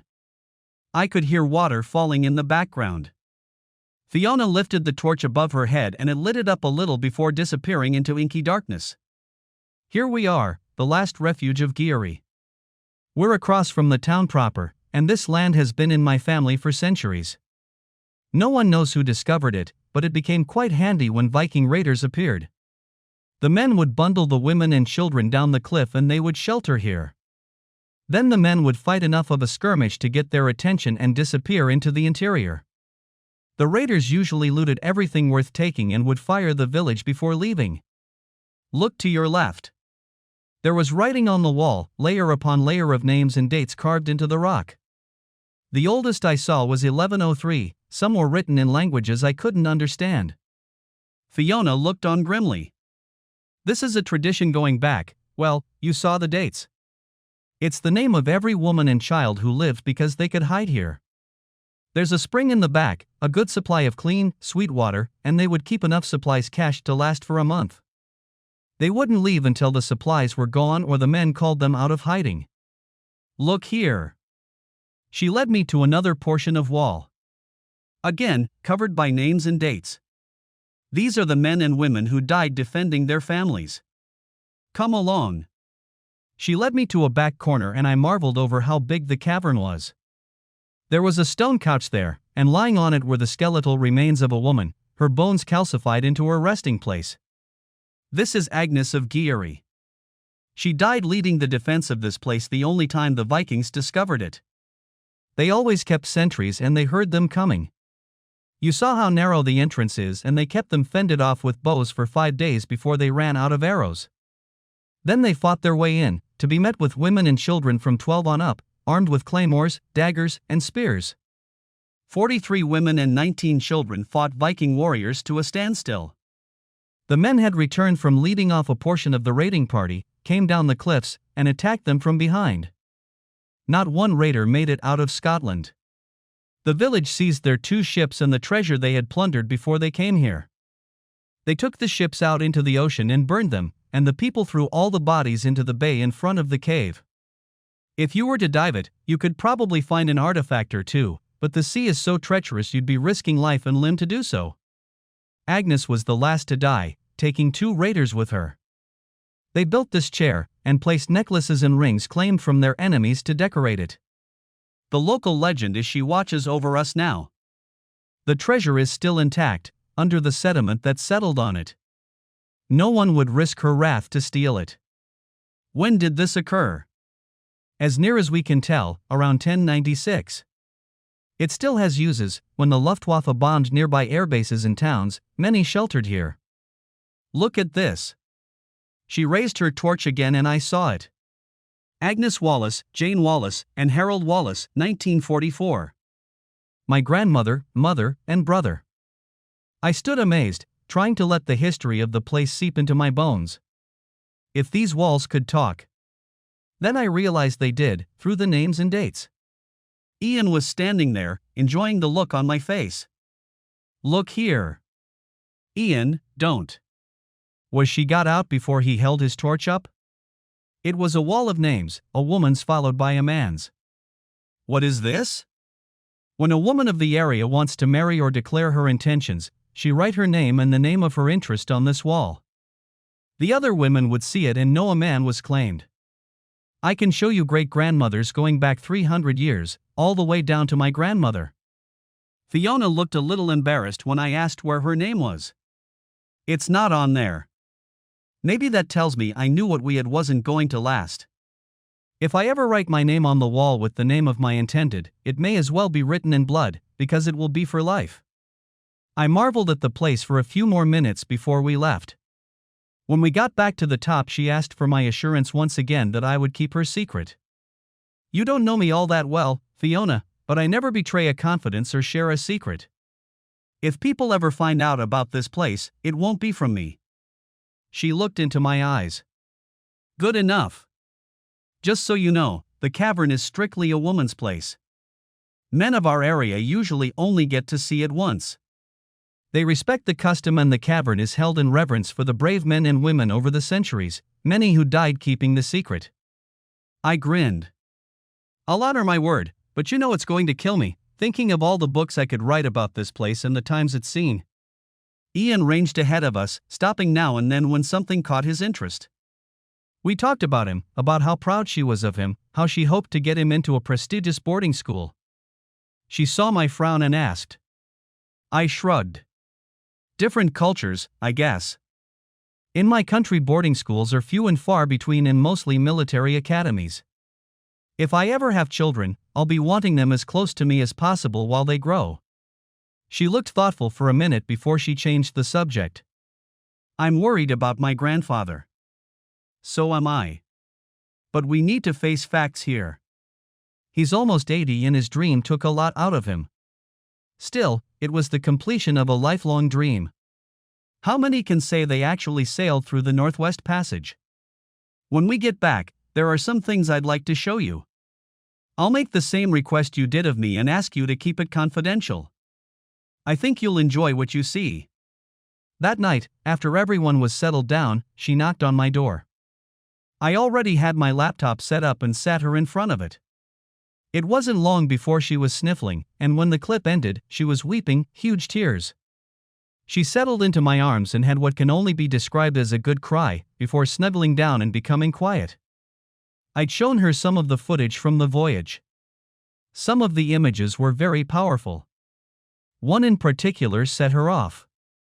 It was her grandfather, at the helm, during a gale, singing the Northwest Passage as the rain and snow lashed him and the winds rattled the sails. The voyage was done in a sailing ship patterned after the ones in use at the time. Besides sails, it had an engine, but then so did Franklin's ships, even if theirs was steam and this was diesel. Global warming had melted the ice to the point that the voyage was now possible, and many had already taken advantage of the passage. It still took 10 weeks for the voyage to be complete. There were stops along the route to visit historic sites, including the island Franklin was supposed to be buried on, though no one knew exactly where. Historically, the failure of the voyage had been covered many times, countless expeditions launched to determine the fate of the crew, so the producers touched on it very lightly, just enough to set the stage. I spent another 3 weeks before I had to leave. The Commodore was almost bedbound by then, and we had many talks, most of which I recorded. Fiona and I drew closer, though we never crossed the line. It was very hard for me to leave, and I was surprised at the intensity of the hug I got from Ian. He had become my ramble buddy, and we took many long treks across the cliffs and moors. He and Fiona accompanied me on a few short trips for research, and I reveled in his wonder at the things he saw, in the museums as well as in the field. Fiona seemed to cling to me a little longer than normal. I made them promise faithfully to come see me during the summer, and they made me promise in return to come back often as possible. I went home, but I would often find myself looking over the lake from my office window, watching the boats, especially the sailboats. I finished the novel, and gave a lot of credit to the Commodore and my forward for his historical insights. The book went on to be my most successful so far, and the video rights fight almost made my agent swoon, to use the old-fashioned term. Fiona and Ian gave me a very nice phone call, especially over the dedication. It was to them and read, "This book is dedicated to Fiona and Ian Wallace." I used his mother's name, she had taken it back after the divorce, for their input and support. Fiona could well have been the mother of modern corsairs, and Ian would have been a sailor of note in another time. The tradition lives on. Winter was just breaking when I got another call from Fiona. She was crying so hard she couldn't talk, and Ian took over. "Grandfather's passed. We need you to come home." I didn't note it at the time, but reflected on the plane his words "come home." We talked at least twice a week, and he became a minor celebrity when the book came out and the dedication became common knowledge. They met me at the plane, hugging me like their lives depended on it. We went back to the estate, and I began the calls to honor his final wish. He wanted to be buried at sea, with full naval honors. He also wanted the traditional burial, his unembalmed corpse sewn into a shroud with weights and consigned to the depths. The morgue had frozen his body per his instructions, awaiting instructions. The Commodore was actually a captain, and the Admiralty did a stellar job. He was taken to sea on a small naval vessel, with an honor guard, a few old veterans that had served with him, and his family. There were no reporters, no film crews, just sailors and family, and he went to the deep in his dress uniform, complete with the medals he'd been awarded, sewn into a deep blue shroud with yellow stars. 3 symbolic cannonballs weighed the shroud down. After the chaplain concluded the ceremony with the traditional "We now commend your soul to the deep," the board he was on slowly tilted, and he slid to his final resting place. Fiona and Ian tossed a wreath into the water as the cannons of the ship fired, the traditional salute to a sailor. He was buried in the bay of his home, and if you looked up you could see his estate from the water. The whole town and many from the countryside lined the streets as the procession wove its way to the harbor, and the boats were so thick you could almost walk across them to the shore. The Commodore was well liked and considered a national hero. When his will was read, he'd left everything to Fiona and Ian: the house, his holdings, and his money, which was a lot more than was expected. He left Ian all his naval memorabilia, except for one thing. A naval saber that had belonged to his great-grandfather, an officer in the mid-1800s, which was worn into many famous sea battles. He left it to me. He left me a little note. "I never had a son, but if I had I'd like to think he would be a man like you, so take it with my gratitude. I would request that on your passing, if you don't have any sons, that Ian get it. It should stay in the family." I protested, but it fell on deaf ears. "Keep it. It meant a lot to him for you to have it, and I'm sure it will stay in the family." They seemed at loose ends, so after arrangements were made to take care of his holdings, I took them home with me. A few days turned into weeks. Something had to be done about Ian's schooling, so I put him into a private academy that was very highly regarded. It took him a while, but he acclimated to the point that I seemed to have a lot of boys, and quite a few girls underfoot on the weekends. Even at 13, his flaming red hair, natural good looks, and instinctive charm had all the girls following him around like love-struck puppies. It was very amusing at times, exasperating at others. Fiona moped for a bit, but having all the kids underfoot brought her out of it. She soon made friends with the mothers and became involved in school activities. I was writing something new, something that was going to require a little travel, but it could wait until summer. We settled into semi-domestic bliss and meshed as a family. I was required to attend all of Ian's school functions, and when one of the mothers seemed to get a bit too close, Fiona would lock my hand in hers, sending a message. A month after I brought them home, we were sitting by the fire, watching the frozen lake. Ian was off to the movies with friends and was spending the night, so we had the house to ourselves. Fiona fidgeted around for a minute before speaking. "Miles, I have to know, do you have any feelings for me? Feelings a man has for a woman? Because I find myself falling in love with you, something I never thought I'd experience again. But you've given me no sign, so if you don't, I think Ian and I will go back home." "Where are your passports?" "What? Where are your passports?" "They're in my room, in a dresser drawer."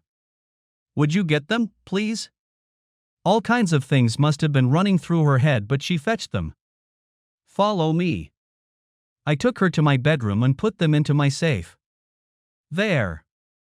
Now you can't leave, at least until you go through the process of getting new ones. I'm holding you and Ian hostage." It took her a second, but the grin spread over her face. Then she tackled me to the bed. Didn't see that coming.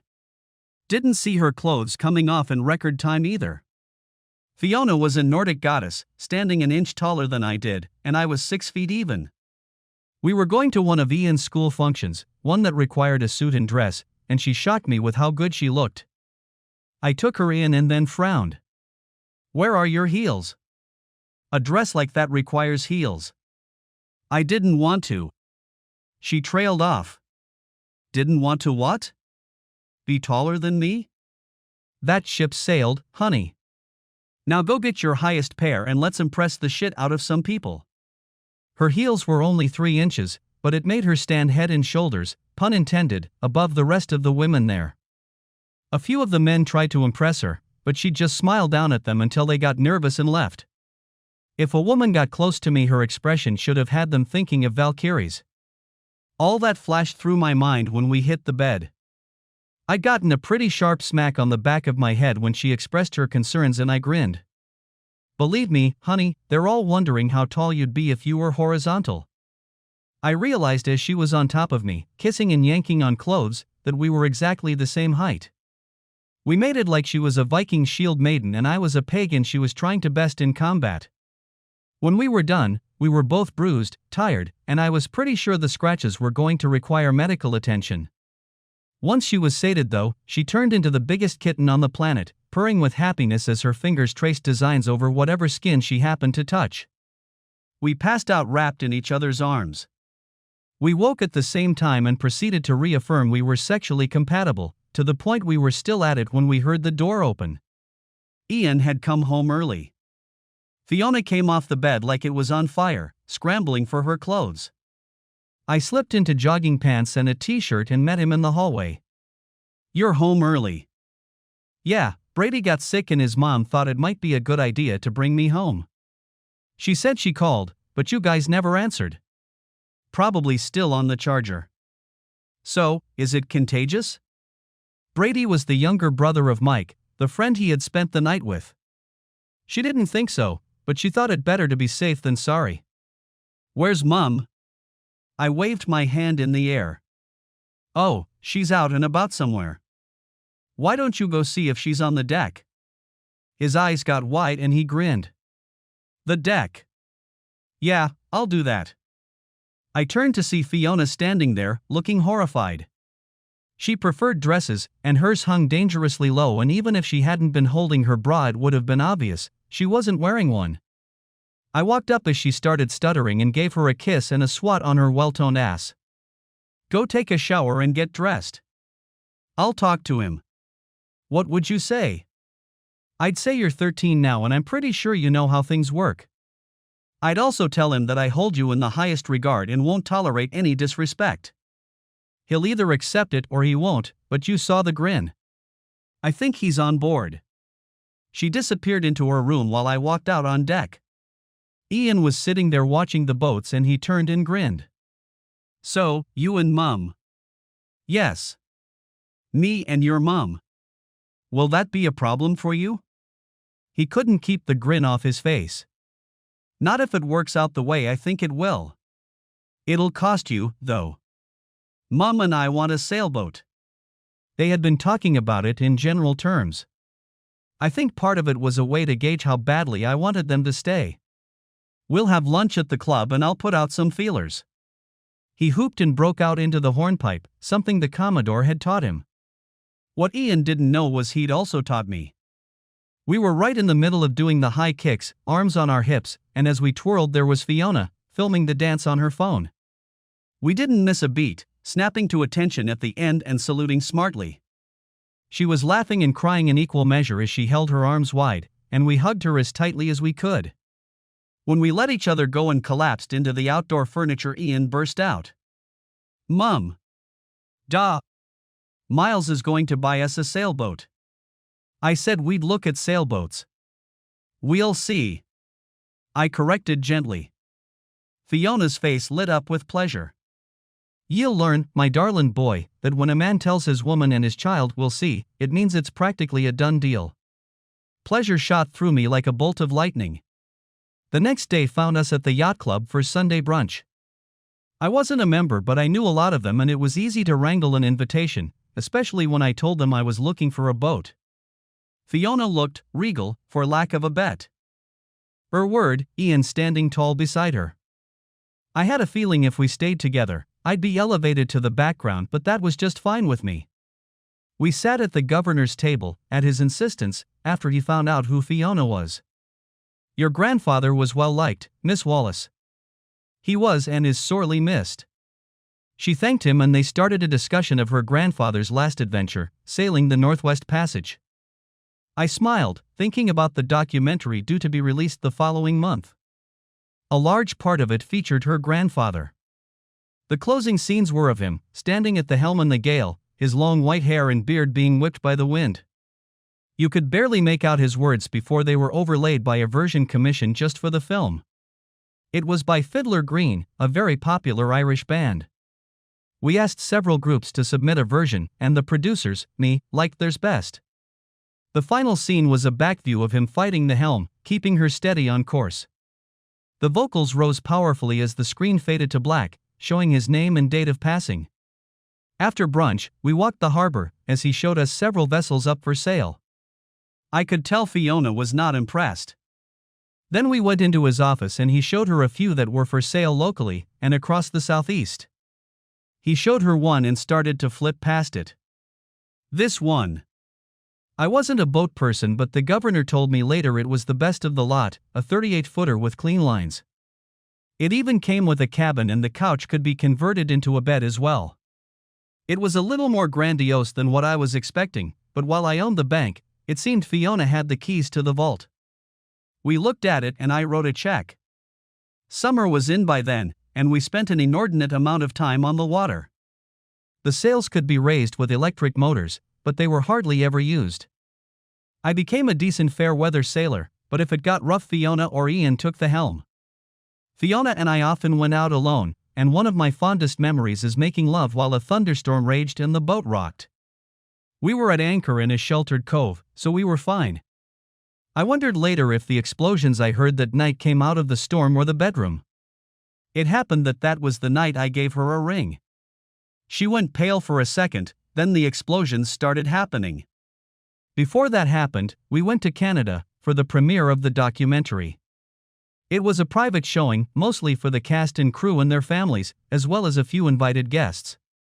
I never expected it to be over 400 people. Before the film started, we were all given a small book, chronicling the voyage and identifying everyone involved in the project, from the crew to all the technical people it took to make the film.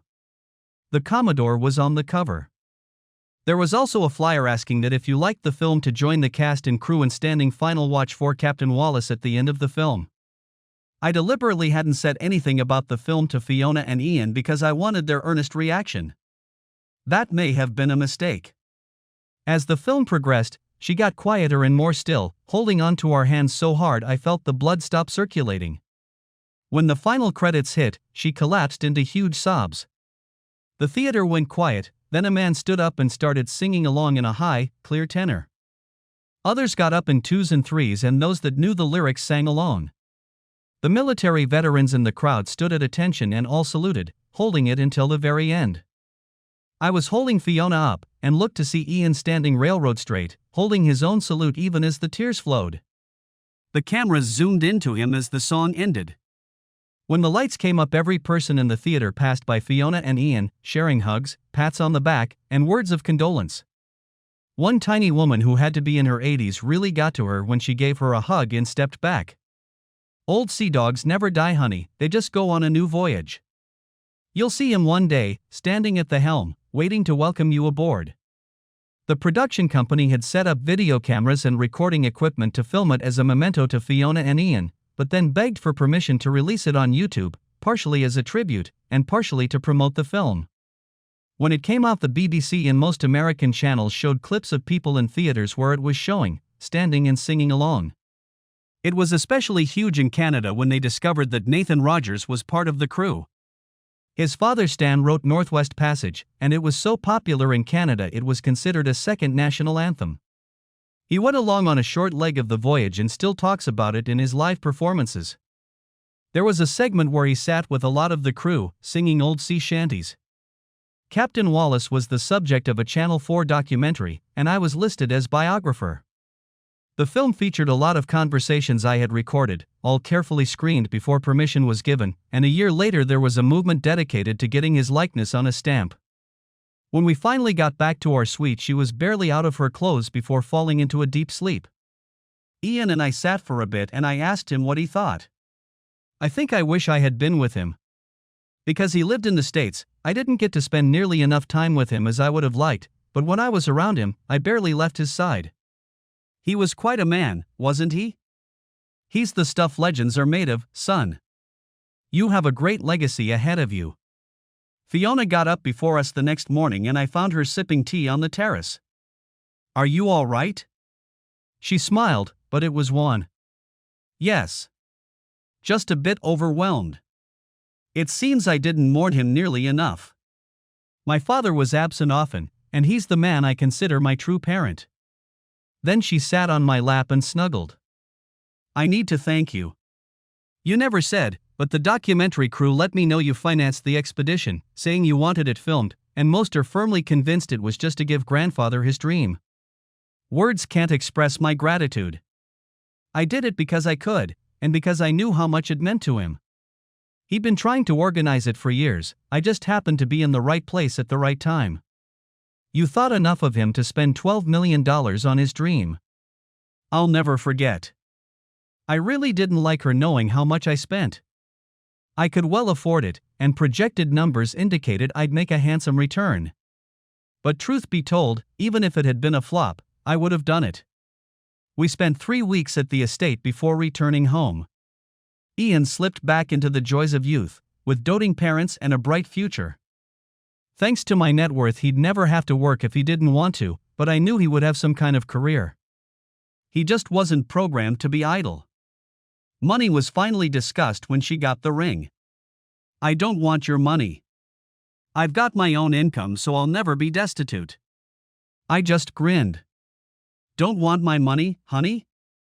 Well, I'm afraid I'll have to invoke the TFB clause. What in bloody hell does that mean?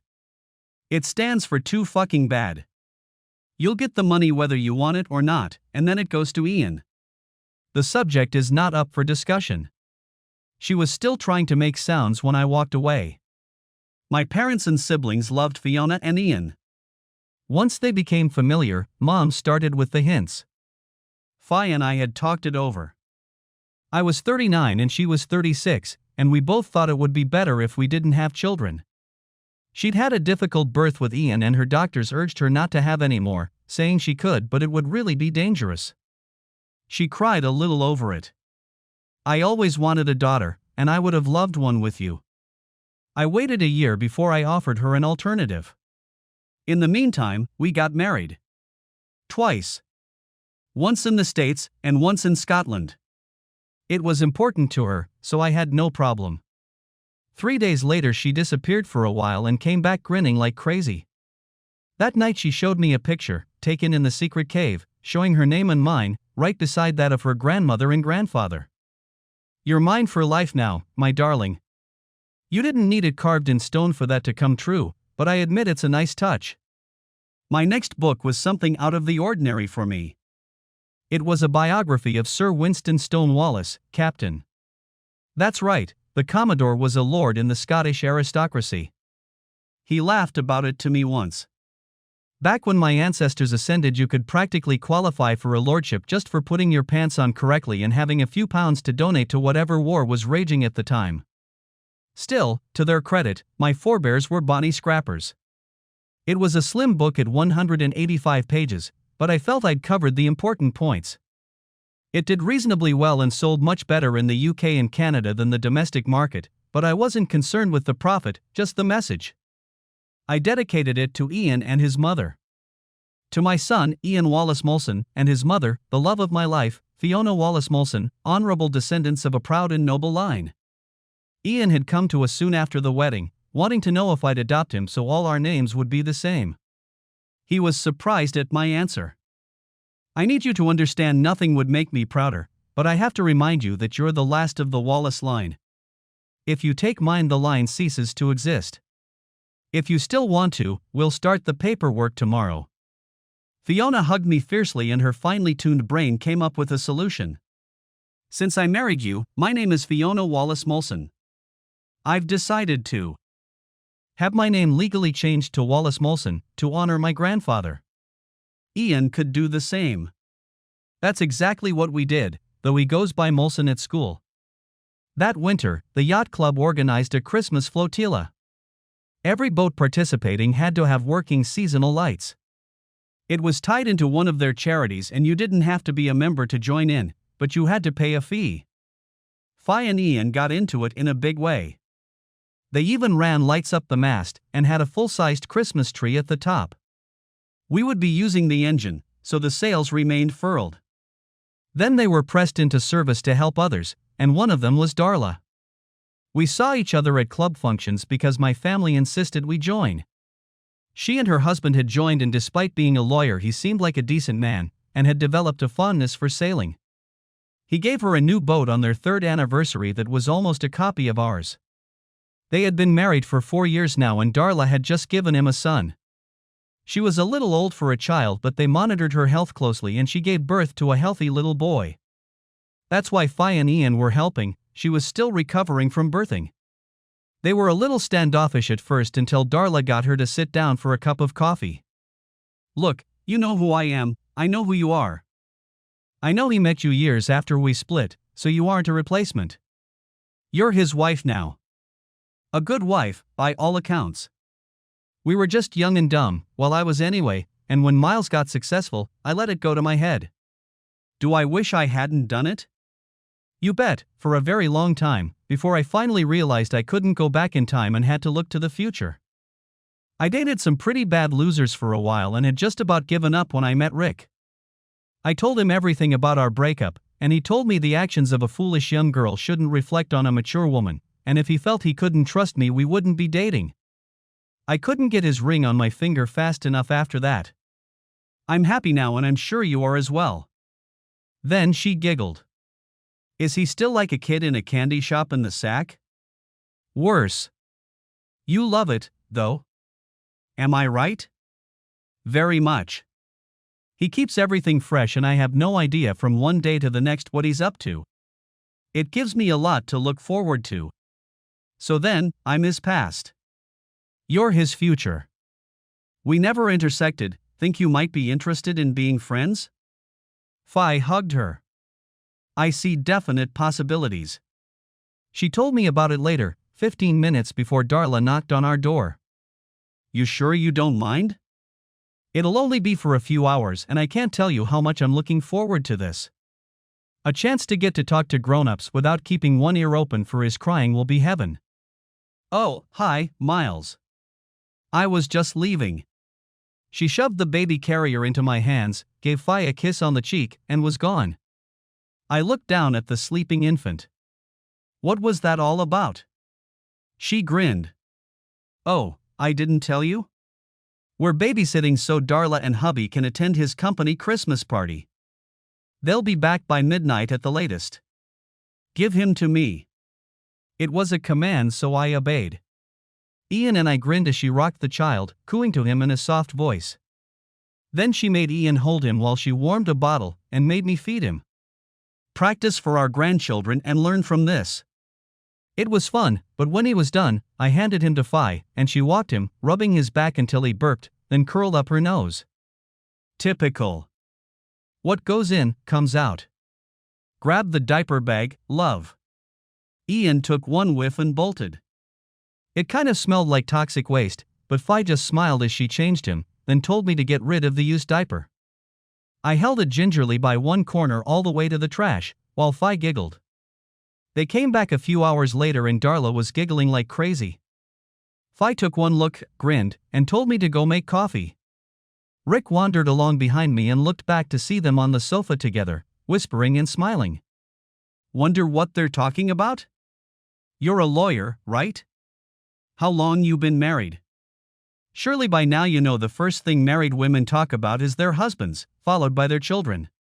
When those are exhausted, they turn to the next thing that's always on their mind. Sex. I have memories of that giggle Darla uses. You're getting laid tonight. He seemed kind of shocked before grinning. She just got cleared to resume her wifely duties, as she puts it. I only hope Junior stays asleep long enough to let us get reacquainted. I had to smile. Leave him here. Darla brought a bag with enough formula and diapers to last a month. I'd be in the dark here, but Fi is an excellent mother and she'd kill for the chance to keep him. Really? Yes, counselor, really. Go home and try to break the bed. It would seem that the ladies were discussing the same subject, and after about 27 kisses to her son, she kissed both of us and whispered. I'd never admit it to Rick, but I think you traded up. He was grabbing her ass all the way to the car. I don't think Fi slept that much, constantly up checking on the baby. I got up once to see her staring down, rubbing his cheek, with tears in her eyes. Time to have the discussion. They came back the next morning, Darla looking a little worse for wear, little bites visible under her top. Rick just looked exhausted, with a pretty good scratch on his neck. It didn't matter how far behind you got, I speculated, you can pretty much get caught up in one night. Fi moped around for a few days but got distracted by the Christmas flotilla. A lot of money was raised to make Christmas better for a lot of disadvantaged families. We got to have a good time. Ian was 15 now, and he had a date with him. I don't remember 15-year-olds ever looking like her. The way she filled out that sweater was kind of hard to believe. She was a good kid though, even if they did spend most of the flotilla snuggled under a blanket, necking when they thought we weren't looking. She seemed depressed after we got home. We left the young lovebirds in front of the large fireplace and retreated to the den, with instructions to not leave the room. He's growing up so fast. Soon he'll be off to uni and we'll have an empty nest. I grinned. I've been meaning to talk to you about that. I know we decided to forego having children naturally, but they don't have to be homemade. There's a lot of kids out there that need a loving home. I'd like a daughter if we decide to adopt. I don't think a boy could measure up after Ian. Her eyes glittered with tears. If we got a boy, you'd love him every bit as deeply as you do Ian. But I like your idea of a little girl. Are you sure? How young should we go? I'm fine with a newborn or even a teen, but I'd like to keep them a little longer. Do you think? I put my fingers to her lips. I think I should have brought this up sooner. I vote for the smaller the better. I've even put some feelers out. We'll look into it after the holidays. I think it was one of the finest holidays on memory. Then Ian came to us, wanting to talk. I've thought about this a lot. I want to follow in the footsteps of my grandfather and become a naval man. I'd like to go into the Royal Naval College at Dartmouth as soon as I get an undergraduate degree. To do that I have to go to school there, so I guess what I'm trying to ask is if you'll send me to boarding school so I can be in place to proceed. This is really what you want? I've thought about it a lot. This is really what I want. I really don't want to go to boarding school, but I see no option. Let me see if I can't work something out. Fi was crying quietly, mourning her nest being empty too soon. There was no doubt we were going to do what was right. What was right was moving back to Scotland. Fi wasn't attached to any career, and all I needed was a quiet space and a laptop, and I could work anywhere. We went over for a farewell dinner with my folks and there were quite a few tears. Then one of the nieces asked if I was leaving Brenda behind. She had immediately overthrown me for Fiona as the one who she loved most, and Fi would laugh about it while she stroked under her chin and whispered to her. The fickle bitch ate it up. Ian was higher on the affection meter than I was, and we almost changed her name to Sea Dog because of the way she seemed to like the boat. She'd stand on the bow, the spray soaking her lips in the rictus of a doggy grin, for as long as we stayed out. Sorry Chrissy, but she's going with us. There was a big going away party for us at the yacht club, even though I explained we would definitely be spending most of our summers here. Darlene and Fi had become good friends and they cried all over each other as they said goodbye. 2 days after the party we closed up our lake house and jumped the pond. Ian got into a premier school that he could attend while still living at home, and soon the bonny young lassies were smitten by the tanned, muscled teen. A few parents pushed their daughters towards him, hoping for an advantageous marriage. Fi laughed at my outrage. It's a worldwide habit, I'm afraid. Arranged marriage in one form or another still exists. I guess some customs never die. He and the 3 girls made peace with it and flaunted their friendship in their parents' faces. I worked, putting out one novel and plotting another. I'd fallen into writing about every other novel with nautical themes that people responded well to. I got the taste for it from my book about piracy and profiteering along the South American coast. One critic called me a more refined Clive Cussler, which was kind of funny and completely inaccurate. I'd met Mr. Cussler, and his low VE for the sea was miles above anything I could conceive. We hit it off to the point he invited me to go on an historical research expedition through his foundation. He'd discovered and raised several shipwrecks and I could think of only one man who could match his knowledge.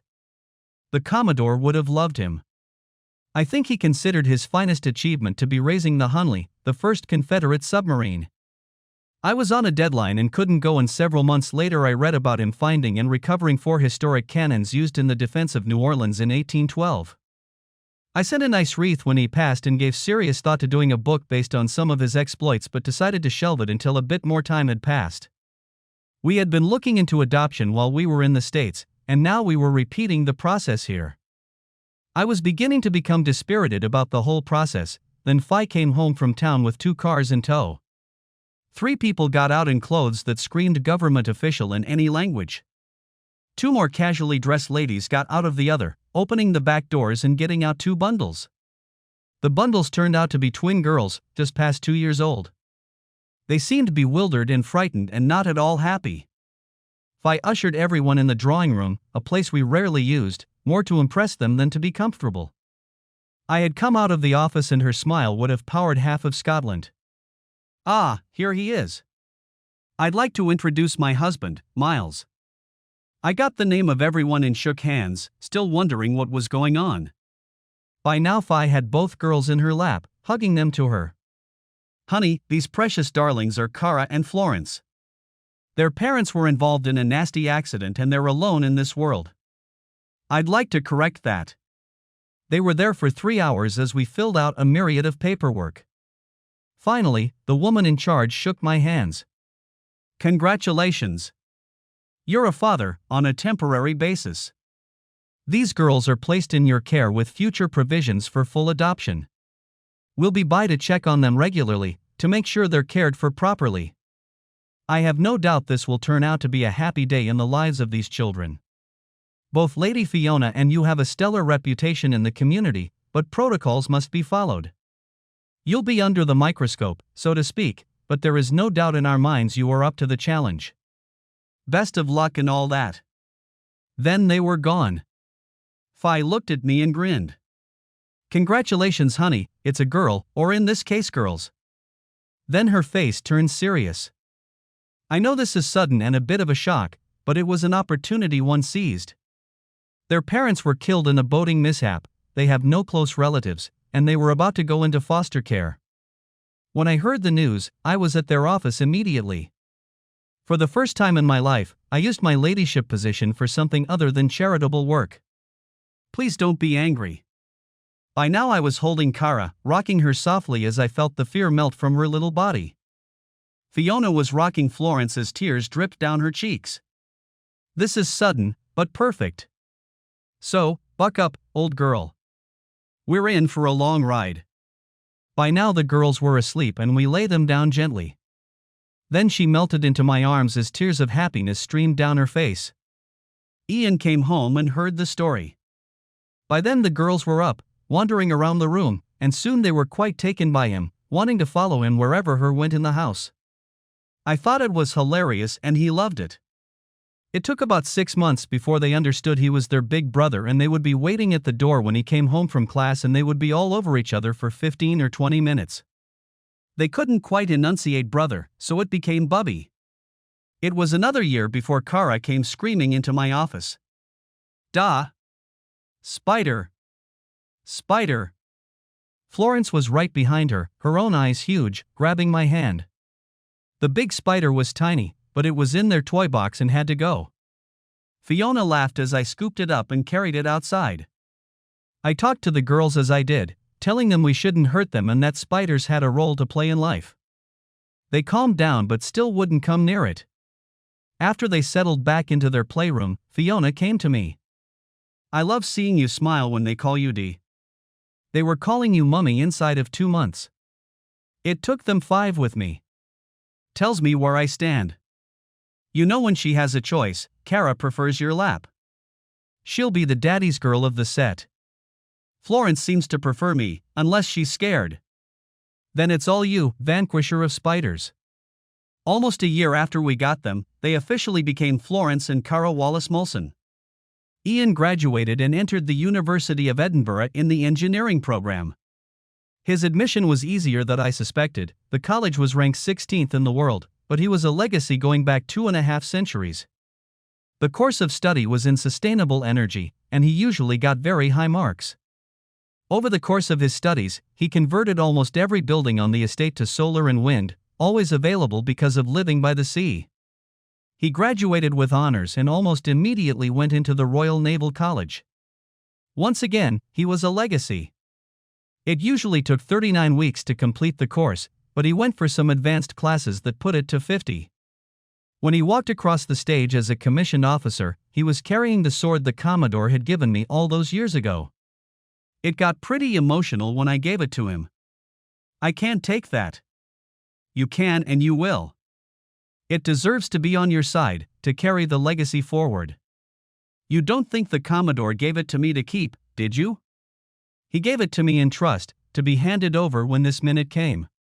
It will be a burden to carry, the history will weigh on you, and I'm sure when it's time to give it to your son and daughter, the weight will be greater." The highly polished hilt gleamed in the sun. He came home for a short leave before his first posting, on a ship that patrolled the North Sea. Part of his duties were fitting solar panels and small wind turbines on the ship, to ease energy consumption. His designs did so well he got passed from ship to ship, installing systems. The girls were 8 now, and they clung to his legs when it came time to report to duty. He'd sent them postcards from exotic places, along with little gifts. They would write him long letters, detailing every single thing that had happened since their last missive. I thought things would calm down a little when they hit their teens. Was I ever an idiot? Teenage angst, periods, boyfriends, dates that made me stay awake until they got home, driver's licenses. I seriously considered sending them to a convent. Then there would be the good times. The snuggles, the adventures, the travels, made it all worthwhile. My father passed unexpectedly and left my mother at loose ends, so we brought her back home for a visit. She's been back to the States 4 times in the last 6 years, for major family events, mostly marriages for her grandchildren. She did spirit the girls off for the summer, staying in our old lake house. Fi and I enjoyed the freedom, for about a week. By the time they were home I bet they thought we were going to kill them with kisses and hugs. Mom loved being considered the grand dame of the estate, and picked up the local customs and speech patterns fairly quickly. The only time the veneer slipped was when she and the girls came up on a woman abusing a small child. Her heritage came roaring back and the woman had no counter for redneck foo. Mom literally kicked her ass, and it took the girls and 2 constables to get her off the woman. She got charged with assault and public disruption, whatever that was. The woman got charged with child abuse, and she turned around and sued Mom for damages. It's a bit different in Scotland, and at first Mom laughed and told her to go ahead, she had nothing of value to take away. Then I got the woman to settle out of court for a small sum, which she immediately spent at the pub and other places, becoming broke quickly. They took her child, and Fiona stepped in, so the girls had a little sister for about 18 months. During that time her mother went through counseling for reckless behavior, anger management, good parenting techniques, and alcohol abuse. When she completed the courses, she got Alicia back. Alicia really didn't want to go back, but we had no choice, and both my mother and Fiona drummed it into her to call immediately if things reverted back. 3 months later she called Mom sniffling. Her mother had flown into a drunken rage and beaten her pretty badly, and she was hiding at a friend's house, leaving after she passed out. We were in the Land Rover instantly, calling emergency services as we traveled. They got there the same time we did, as well as her mother, who was standing outside screaming in a drunken rage. Emergency services took one look at Alicia and arrested her mother. Since we were foster parents of record, they released the child to us and we took her home. She left when she went off to university, after she had gone through the courts to have her name changed to Alicia Agnes Wallace Molson. Her mother had refused to give permission for the name change, but when she reached legal age, there was nothing she could do about it. It was an estrogen-driven environment with 2 women, 2 teens, and a preteen in the house, and I chose to stay in my office as much as possible. That plan never worked because one or the other always had some issue that required my presence. About the only family member who wasn't demanding was Angus, my smooth collie.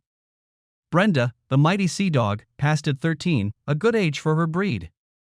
Ian was most upset because she had definitely become his dog.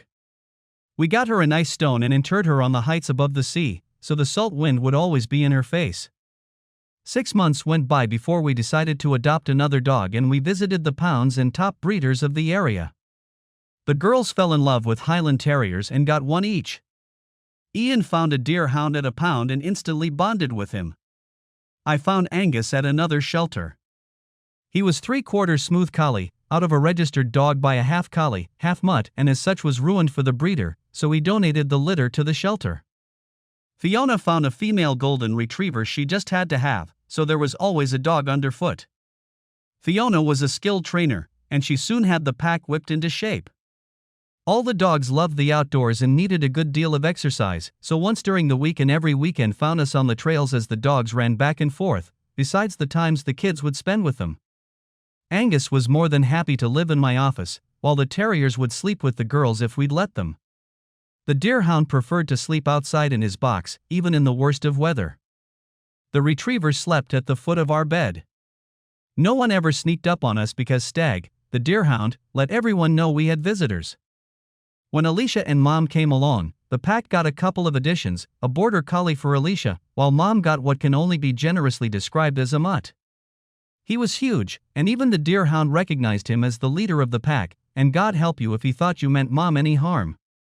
The twins finished the Scottish equivalent of high school and opted to attend different universities. Cara chose St. Andrews. Florence chose Aberdeen, pursuing a medical degree. 5 years later it was Alicia's time to go. She surprised us all by choosing Oxford. Right before Alicia left, I started seeing changes in Fiona, odd personality quirks I'd never noticed before. I think she controlled herself for Alicia, but when she left Fi seemed to go off the rails. She began having temper tantrums of epic magnitude and became violent a couple of times. I think Mom's passing may have helped trigger it. She died quietly, in her sleep, at 76. Fi found her when she didn't come down for breakfast. We took her home, placing her ashes beside Dad. Then we flew back home and placed the small bit we kept in the family plot, so part of her would always be with us. It was her wish and it pleased Fiona no end. I tried talking to her, tried reasoning with her, but as the months went by it became worse. When she went into a rage and I caught her with a shotgun, I'd had enough. I made one last attempt to get her to see a doctor, but the profanity-laced tirade made me drop it. She looked at me with venom in her eyes. I'll be going to the cavern tomorrow to gouge out your name. I want no more to do with you." It broke my heart, but I took her at her word and was gone the next day. Fiona called after 2 days, railing at me for not being home and demanding I return immediately. Not gonna happen. I love you more than words can express, but I refuse to sleep with one eye open, waiting for you to snap. Not if, but when you agree to get a physical and do a couple of counseling sessions, I'll be on the first plane back. Until then, I'm fine where I am. She was screaming at me when I disconnected. I called all the kids individually, letting them know what was going on. They had all noticed the changes in their mother but never realized it had gotten that bad. The deputized Florence, as a physician, to visit Fiona and see if she could get some insight into what was going on. I stopped by the lake house for a couple of days. Then I bought an Indian chief set up for touring and hit the road. I'd called the kids to tell them what was going on. Then they told me what was happening on the home front. Ian got emergency leave and the girls met him at the airport. Florence had found her on the floor of our bedroom, holding our wedding portrait, out cold. My face had been ripped to shreds and a big knife was lying beside her. She called emergency services and they took her to the local hospital, before transferring her to a larger facility. All the kids immediately dropped what they were doing and converged at the hospital. When Kara called me to say she was in hospital, I was on the next plane back. It seemed my darling wife had a combination of issues that all seemed to be triggered by menopause. I talked to the specialists at length. She has a severe hormonal imbalance, and she needs thyroid surgery as soon as can be scheduled. She also has breast cancer, but it's in the very early stages and we'll probably just have to remove a few lumps, then monitor her closely. We're also recommending intense therapy. From what your daughter told us, she may pose a threat to herself as well as others. I was reeling. She was under sedation when I got there, and I stayed by her side for 20 hours, before Kara and Florence took over. I got a suite and crashed for 7 hours. Ian was there with Alicia when I returned. They're going to bring her out of sedation, and they want us there when she wakes. She came out slowly, her eyes unfocused. When she could make me out, she whimpered and held out her arms and I cuddled her while the kids clustered around, touching her as often as possible. Fiona got the supplements she needed to keep her hormones in balance, had the thyroid surgery, and went into counseling. Kara was a little angry at me for leaving, but her mother put her straight quickly. I was out of control, baby. I seriously considered murdering your father there at the end. He was right to leave, and it was the shock I needed. His leaving probably saved us all. A few months later she had the cancer surgery and is checked every 6 months like clockwork, but nothing else has shown up. The counseling helped tremendously and I went with her almost every time, something she seemed to need. The years went by. Ian married a Spanish woman he'd met when he was stationed there, attached to the embassy. It would seem his seafaring days were behind him. She was more than relieved he was on land now. There had been a minor flare-up in Africa and he was assigned to a smaller ship to patrol the border.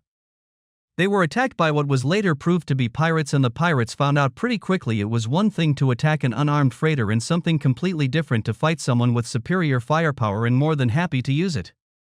They blew the pirate ship out of the water, literally. Out of a crew of 26, there was one survivor. Ian did the interrogation, and when the man admitted they were state-sponsored, having to give 50% of their gains to the government, things got interesting. The man gave up names, and suddenly the little country was facing the full wrath of the British government. To the extent they were informed, as far as Britain was concerned, they were at war. The branches of the special forces converged and launched several successful raids on pirate strongholds, totally destroying 3, and then burning any ships in harbor. The Navy blockaded the shoreline and no commerce was allowed through. The country had been a thorn in the side of a lot of countries for a long time, and the US offered support, escorting freighters past the coast. 2 raids were attempted and both were dealt with extreme force, and they didn't offer to check for survivors. There was a plan being discussed to invade, and riots started in the larger cities, calling for changes in the government. Faced with internal and external pressures, the country folded. The regime was replaced immediately and monitored by an international committee. In recognition of his part in unraveling the dictatorship, Ian was assigned as military liaison to the committee, and when he thwarted an assassination attempt on both the US and British ambassadors, he was promoted and given medals from both countries. There was a US captain who did as much as Ian, and they received their medals together and became lifelong friends. Sometimes their friendship was utilized by both countries on issues that wouldn't benefit from public scrutiny. As my family watched Ian receive his medals, his arm still in a sling, I thought about the Commodore. He would have been very proud of his grandson. The incident led to his new posting, and when the ambassador was promoted to Spain, Ian went along at his request. He met his wife at a ball hosting by the embassy. She was minor royalty as well, so they found common ground, and soon dinner dates turned into a quiet breakfast. When he proposed, he brought her to the estate, and she bonded with all the girls. The service was conducted by the ambassador, a retired naval officer as well, using some obscure law that allowed him to officiate at weddings. There was also a Spanish bishop present just to make sure things were legal in her father's mind. They honeymooned at the lake house, and the yacht club arranged a reception for them. They considered Ian one of their own, and the opportunity to flaunt a couple from two different royal houses made sure it was over the top. He took her to meet my side of the family, and although she wasn't sure how to take them at first, they got along famously. She took all the female cousins her age and younger on a shopping spree in New York, and they would have killed for her by the time it was over. I'm sure Conchita enjoyed Ian being home all the time. He was a big help with their two sons. When they were old enough, we would take them for a few weeks every summer, and they enjoyed the time with their cousins. Florence works at the local hospital, and we fear she's married to her career, although she's been bringing this really cute nurse along to family dinners. Kara got her degree but doesn't use it. She spends her time chasing her 3 children. Alicia surprised us by moving to the States to pursue her postgraduate degree and lives in the lake house, but she flies home as often as possible. She's involved with another PhD candidate, but I don't see a future there. I think her telling him if they ever got together, he'd have to move to Scotland has kind of nipped their relationship in the bud. I still write even though I'm in my 70s. Most of my books do well, even if I don't enjoy the same amount of success I used to have. The grandkids insist I tell them stories, and I wrote one children's book for the under 10 set and another for early teens, both of which did really well. Fiona is the grand dame of the estate, and even at her age she is still involved in village life, as an advisor to children's services. We even do short-term foster care, but we're too old to get another child permanently. I decided to donate the ship I had outfitted for the documentary, The Terror 2, to the Royal Navy. It's now berthed at the local naval yard, and is a tourist attraction. We go down from time to time, to feel the swell of the waves and remember. They renamed the ship with my permission, and it's now referred to as the Captain W.S. Wallace. 2 summers ago, we leased a large cabin cruiser in Maryland, and followed the intercoastal waterway all the way to Florida, with our 2 oldest grandchildren as crew, meeting up at Disneyland with the rest of the family for a week before heading home. All the children and grandchildren were at the house to celebrate Grandmama turning 70. We had a tradition of watching the documentary of their great-grandfather at least once every time we're all together.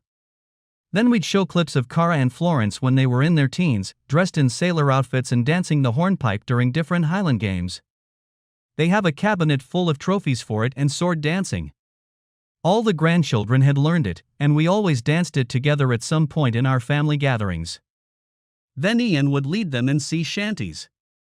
If we were a bit in our cups, they would get a little daring towards the end. The kids would giggle and sing at the top of their lungs.